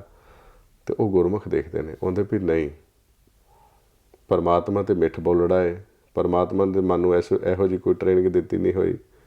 ਇਹ ਮਨ ਪੰਜਾਂ ਦੂਤਾਂ ਦੇ ਵੱਸ ਹੋ ਗਿਆ। ਤੇ ਕੌਣ ਕਰਾ ਰਿਹਾ? ਮਨ ਵਸ ਦੂਤਾਂ, ਦੁਰਮਤ ਦੋਏ। ਉਹ ਫਿਰ ਦੇਖਦੇ ਨੇ ਵੀ ਇਹ ਕਾਲ ਦੇ ਵੱਸ ਹੋ ਗਏ, ਤੇ ਕਾਲ ਦੇ ਦਾਇਰੇ ਵਿੱਚ ਆ ਕੇ ਇਹਨਾਂ ਦਾ ਮਨ ਪੰਜਾਂ ਦੂਤਾਂ ਦੇ ਵੱਸ ਹੋ ਗਿਆ, ਤੇ ਪੰਜਾਂ ਦੇ ਨਾਲ ਰਲ ਕੇ ਇਹ ਜੋ ਕਰਦਾ ਪਿਆ ਇੱਥੇ ਕਰਦਾ ਪਿਆ, ਆਪਣੇ ਘਰ ਨਹੀਂ ਜਾਂਦਾ। ਪੰਜ ਚੋਰ ਚੰਚਲ ਚਿੱਤ ਚਾਲੇ, ਪਰ ਘਰ ਜੋਹੇ ਘਰ ਨਹੀਂ ਭਾਲੇ, ਕਾਇਆ ਨਗਰ ਢਹਿ ਢਹਿ ਢੇਰੀ ਬਿਨ ਨਾਵੇਂ ਪਤ ਜਾਈ ਹੈ। ਫਿਰ ਉਹਨਾਂ ਦੇਖਿਆ ਵੀ ਇਹ ਪੰਜਾਂ ਚੋਰਾਂ ਦੇ ਵੱਸ ਹੋ ਗਿਆ, ਇਹ ਨਿਰੰਕਾਰ ਪਰਮਾਤਮਾ ਨੂੰ ਭੁੱਲ ਗਿਆ। ਆਂਦੇ ਤੂੰ ਆਪਣੇ ਘਰ ਨਹੀਂ ਜਾਂਦਾ, ਆਪਣੇ ਮਾਤਾ ਪਿਤਾ ਦੀ ਗੱਲ ਨਹੀਂ ਸੁਣਦਾ। ਏਕਾ ਸੰਗਤ ਇੱਕ ਤਗਰਹਿ ਬਸਤੇ, ਮਿਲ ਬਾਤ ਨਾ ਕਰਤੇ ਭਾਈ, ਅੰਤਰ ਅਲਖ ਨਾ ਜਾਈ, ਲਖਿਆ ਵਿੱਚ ਪੜਦਾ ਹੋਵੇਂ ਭਾਈ। ਉਹ ਫਿਰ ਦੇਖਦੇ ਨੇ ਵੀ ਇਹਨਾਂ ਦੇ ਵਿੱਚ ਪੜਦਾ ਆ ਗਿਆ, ਇਹ ਮਾਤਾ ਪਿਤਾ ਦੇ ਘਰ 10ਵੇਂ ਦੁਆਰ ਵਿੱਚ ਨਹੀਂ ਜਾ ਰਿਹਾ, 9 ਦਰਾਂ 'ਚ ਵਿਚਰਦਾ ਪਿਆ। ਤੇ ਜੋ ਕਰਦਾ ਵਾ ਇਹ ਕਾਲ ਦੇ ਨਾਲ ਰਲ ਕੇ ਕਰਦਾ, ਤੇ ਨਾਮ ਮਾਤਾ ਪਿਤਾ ਦਾ ਲਾਉਂਦਾ, ਤੇ ਇਹ ਬੱਚਾ ਝੂਠ ਮਾਰਦਾ। ਉਹਨੂੰ ਫਿਰ ਕਹਿੰਦੇ ਨੇ ਇਹ ਮਨਮੁਖ ਹੰਕਾਰੀ ਮਹਿਲ ਨਾ ਜਾਣੇ, ਖਿਨ ਆਗੇ ਖਿਨ ਪਿੱਛੇ। ਆਂਦੇ ਮਨਮੁਖ ਬਣ ਗਿਆ, ਇਹਨੂੰ ਮਾਇਆ ਖਿਡਾ ਰਹੀ ਆ, ਉਹਨੂੰ ਫਿਰ ਮਾਇਆ ਖਿਡਾਉਂਦੀ ਆ। ਇਹ ਸਾਰੇ ਇਸ ਕਾਲ ਦੇ ਦਾਇਰੇ ਦੇ ਸਾਰਿਆਂ ਨੂੰ ਕਾਲ ਖਿਡਾਉਂਦਾ ਪਿਆ, ਤਮਾਸ਼ਾ ਕਰਕੇ ਦਿਖਾ ਰਿਹਾ, ਤੇ ਸਾਰੇ ਤਮਾਸ਼ੇ ਵਿੱਚ ਲੱਗੇ ਹੋਏ ਨੇ। ਕਾਲ ਪਾਏ ਬ੍ਰਹਮਾ ਬਪਤਰਾ, ਕਾਲ ਪਾਏ ਸ਼ਿਵ ਜੀ ਅਵਤਾਰਾ, ਕਾਲ ਪਾਏ ਕਰ ਬਿਸ਼ਨ ਪ੍ਰਕਾਸ਼ਾ, ਸਕਲ ਕਾਲ ਕਥ ਕੀਆ ਤਮਾਸ਼ਾ। ਹੁਣ ਇਸ ਤਮਾਸ਼ੇ ਦੇ ਵਿੱਚ ਤਿੰਨਾਂ ਗੁਣਾਂ ਦੇ ਵਿੱਚ ਫਿਰ ਮਨ ਚੱਲਣ ਲੱਗ ਪਿਆ।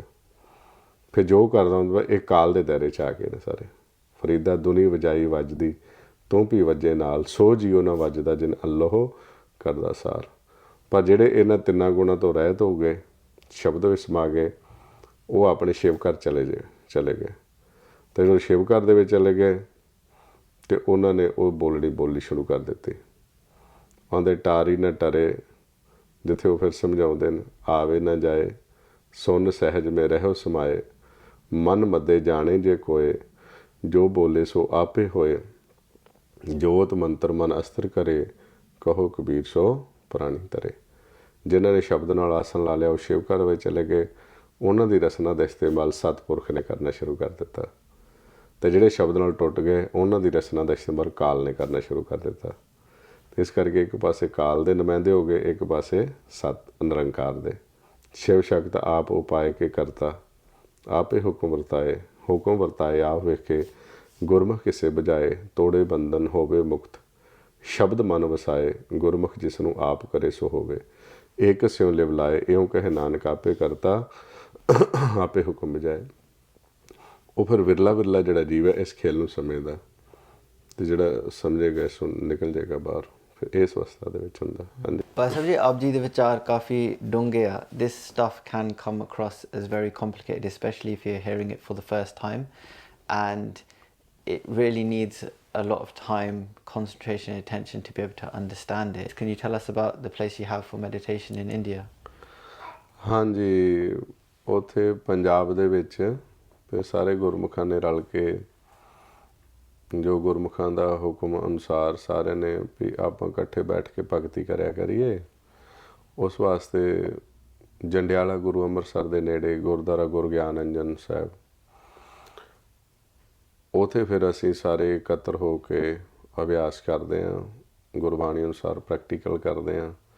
ਗੁਰਮਤਿ ਦੀ ਰੌਸ਼ਨੀ ਦੇ ਵਿੱਚ ਅਧਿਆਤਮਿਕ ਜਿਹੜਾ ਸਫ਼ਰ ਆ ਉਹਨੂੰ ਜਿਹੜਾ ਆ ਕੋਸ਼ਿਸ਼ ਕਰਦੇ ਸਾਰੇ ਗੁਰਮੁਖ, ਨਾਲ ਨਾਲ ਵਿਚਾਰਾਂ ਕਰਦੇ ਆ। ਔਰ ਉੱਥੇ ਇਹੋ ਜਿਹੀ ਫੈਸਿਲਿਟੀ ਆ ਵੀ ਜਿਹੜੇ ਕੋਈ ਗੁਰਮੁਖ ਕੋਈ ਰਹਿ ਕੇ ਕੁਝ ਦਿਨ ਵਾਸਤੇ ਅਭਿਆਸ ਕਰਨਾ ਚਾਹੁੰਦੇ ਆ ਉਹ ਵੀ ਰਹਿ ਸਕਦੇ ਨੇ, ਔਰ ਨਾਲ ਨਾਲ ਗੁਰਬਾਣੀ ਦੀ ਵਿਚਾਰ ਨੂੰ ਸਰਵਣ ਕਰ ਸਕਦੇ ਨੇ। ਔਰ ਸਿੱਖ ਕੇ ਜੋ ਸਾਡੀ ਇਹ ਇੱਛਾ ਹੈ, ਜੋ ਗੁਰਮੁਖਾਂ ਦਾ ਇਹ ਬਚਨ ਸੀ ਵੀ ਆਪਾਂ ਉਸ ਨੂੰ ਅੱਗੇ ਪ੍ਰਚਾਰ ਦੇ ਤੌਰ 'ਤੇ ਲੈ ਕੇ ਜਾਣਾ। ਜਿਸ ਤਰ੍ਹਾਂ ਇਹ ਸਾਡਾ ਜਿਹੜਾ ਆ ਉਹ ਇੱਕ ਨਾਹਰਾ ਕਹਿ ਲਓ, ਜਾਂ ਸਾਡਾ ਵੀ ਗੁਰੂ ਘਰ ਦੇ ਵਿੱਚ ਆਉਣਾ ਸਿੱਖਣ ਵਾਸਤੇ, come to learn go to serve, ਵੀ ਗੁਰੂ ਦੀ ਸ਼ਰਨ ਵਿੱਚ ਆ ਕੇ ਸਿੱਖੋ ਔਰ ਗੁਰੂ ਦਾ ਮੁੱਖ ਬਣ ਕੇ ਗੁਰੂ ਦਾ ਪ੍ਰਚਾਰ ਕਰੋ। ਜੋ ਗੁਰੂ ਨਾਨਕ ਦੇਵ ਜੀ ਦੀ ਇੱਕ ਸਾਨੂੰ ਸੰਦੇਸ਼ ਆ, ਐਡਵਾਈਸ ਆ, ਜਨ ਨਾਨਕ ਤੂੜ ਮੰਗੇ ਤਿਸ ਗੁਰਸਿੱਖ ਕੀ, ਜੋ ਆਪ ਜਪੇ ਅਵਰੈ ਨਾਮ ਜਪਾਵੇ। ਇਹੀ ਸੰਸਾਰ ਨੂੰ ਅਸੀਂ ਕੋਸ਼ਿਸ਼ ਕਰਦੇ ਹਾਂ ਵੀ ਕੋਸ਼ਿਸ਼ ਕਰੋ, ਗੁਰਬਾਣੀ ਨੂੰ ਵਿਚਾਰੋ, ਆਓ ਬੈਠੋ, ਖੋਜ ਕਰੀਏ, ਔਰ ਸਾਰੇ ਸੰਸਾਰ ਦੇ ਵਿੱਚ ਗੁਰੂ ਨਾਨਕ ਦੇਵ ਜੀ ਦਾ ਜਿਹੜਾ ਸੰਦੇਸ਼ ਆ, ਜੋ ਗੁਰਮੁਖਾਂ ਨੇ ਆਪਾਂ ਨੂੰ ਗੁਰਬਾਣੀ ਦੇ ਵਿੱਚੋਂ ਸਮਝਾਇਆ, ਦੱਸਿਆ, ਤੇ ਉਹਨੂੰ ਆਪਾਂ ਸੰਸਾਰ ਦੇ ਵਿੱਚ ਫੈਲਾਈਏ ਤੇ ਐਸੀ ਅਵਸਥਾ ਵਿੱਚ ਚਲੇ ਜਾਈਏ। ਸਾਜਨ ਸੰਤ ਕਰੋ ਇਹ ਕਾਮ, ਆਨ ਤਿਆਗ ਜਪੋ ਹਰ ਨਾਮ, ਸਿਮਰ ਸਿਮਰ ਸਿਮਰ ਸੁਖ ਪਾਵੋ, ਆਪ ਜਪੋ ਅਵਰੈ ਨਾਮ ਜਪਾਵੋ। ਵੱਧ ਤੋਂ ਵੱਧ ਜਿਹੜਾ ਉਹ ਗੁਰਬਾਣੀ ਦਾ ਪ੍ਰਚਾਰ ਘਰ ਘਰ ਤੱਕ ਪਹੁੰਚਣਾ ਚਾਹੀਦਾ। ਕੋਈ ਚਾਹੁੰਦਾ ਰਹਿਣ ਵਾਸਤੇ ਉਹ ਕਿੰਦਾ ਕੰਟੈਕਟ ਕਰ ਸਕਦੇ ਆਪ ਜੀ ਨੂੰ, ਜੇ ਗੁਰਦੁਆਰਾ ਸਾਹਿਬ ਨੂੰ? ਹਾਂ, ਉਹ ਸਾਡੀ ਵੈਬਸਾਈਟ 'ਤੇ ਆ ਸਕਦੇ ਆ।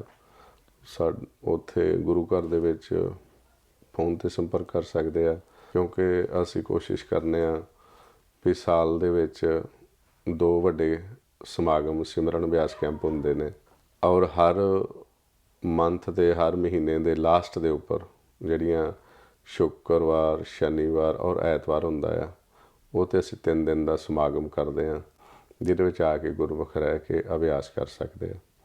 ਔਰ ਹਰ ਐਤਵਾਰ ਉੱਥੇ ਵੱਖ-ਵੱਖ ਇਲਾਕਿਆਂ ਦੇ ਵਿੱਚੋਂ ਜਿੱਥੇ ਜਿੱਥੇ ਸੰਗਤ ਸਿਮਰਨ ਕਰਦੀ ਹੈ, ਉਹ ਫਿਰ ਹਰ ਐਤਵਾਰ ਸਵੇਰੇ 10 ਵਜੇ ਤੋਂ ਲੈ ਕੇ 2 ਵਜੇ ਤੱਕ ਇਕੱਠੇ ਹੁੰਦੇ ਨੇ, ਜਿਸ ਵਿੱਚ ਸਿਮਰਨ ਅਭਿਆਸ, ਅਕਥ ਕਥਾ ਔਰ ਸੰਗਤਾਂ ਦੇ ਨਾਲ ਸਵਾਲ ਜਵਾਬ, ਵਿਚਾਰ ਵਟਾਂਦਰਾ ਹੁੰਦਾ। ਜੋ ਉਹਨਾਂ ਦੇ ਮਨ ਦੇ ਸ਼ੰਕੇ ਹੁੰਦੇ ਨੇ ਉਹ ਗੁਰਬਾਣੀ ਅਨੁਸਾਰ ਫਿਰ ਆਪਾਂ ਸਾਰੇ ਰਲ ਕੇ ਉਹਨੂੰ ਵਿਚਾਰਦੇ ਹਾਂ। ਵਾਹਿਗੁਰੂ ਜੀ ਕਾ ਖਾਲਸਾ, ਵਾਹਿਗੁਰੂ ਜੀ ਕੀ ਫਤਿਹ।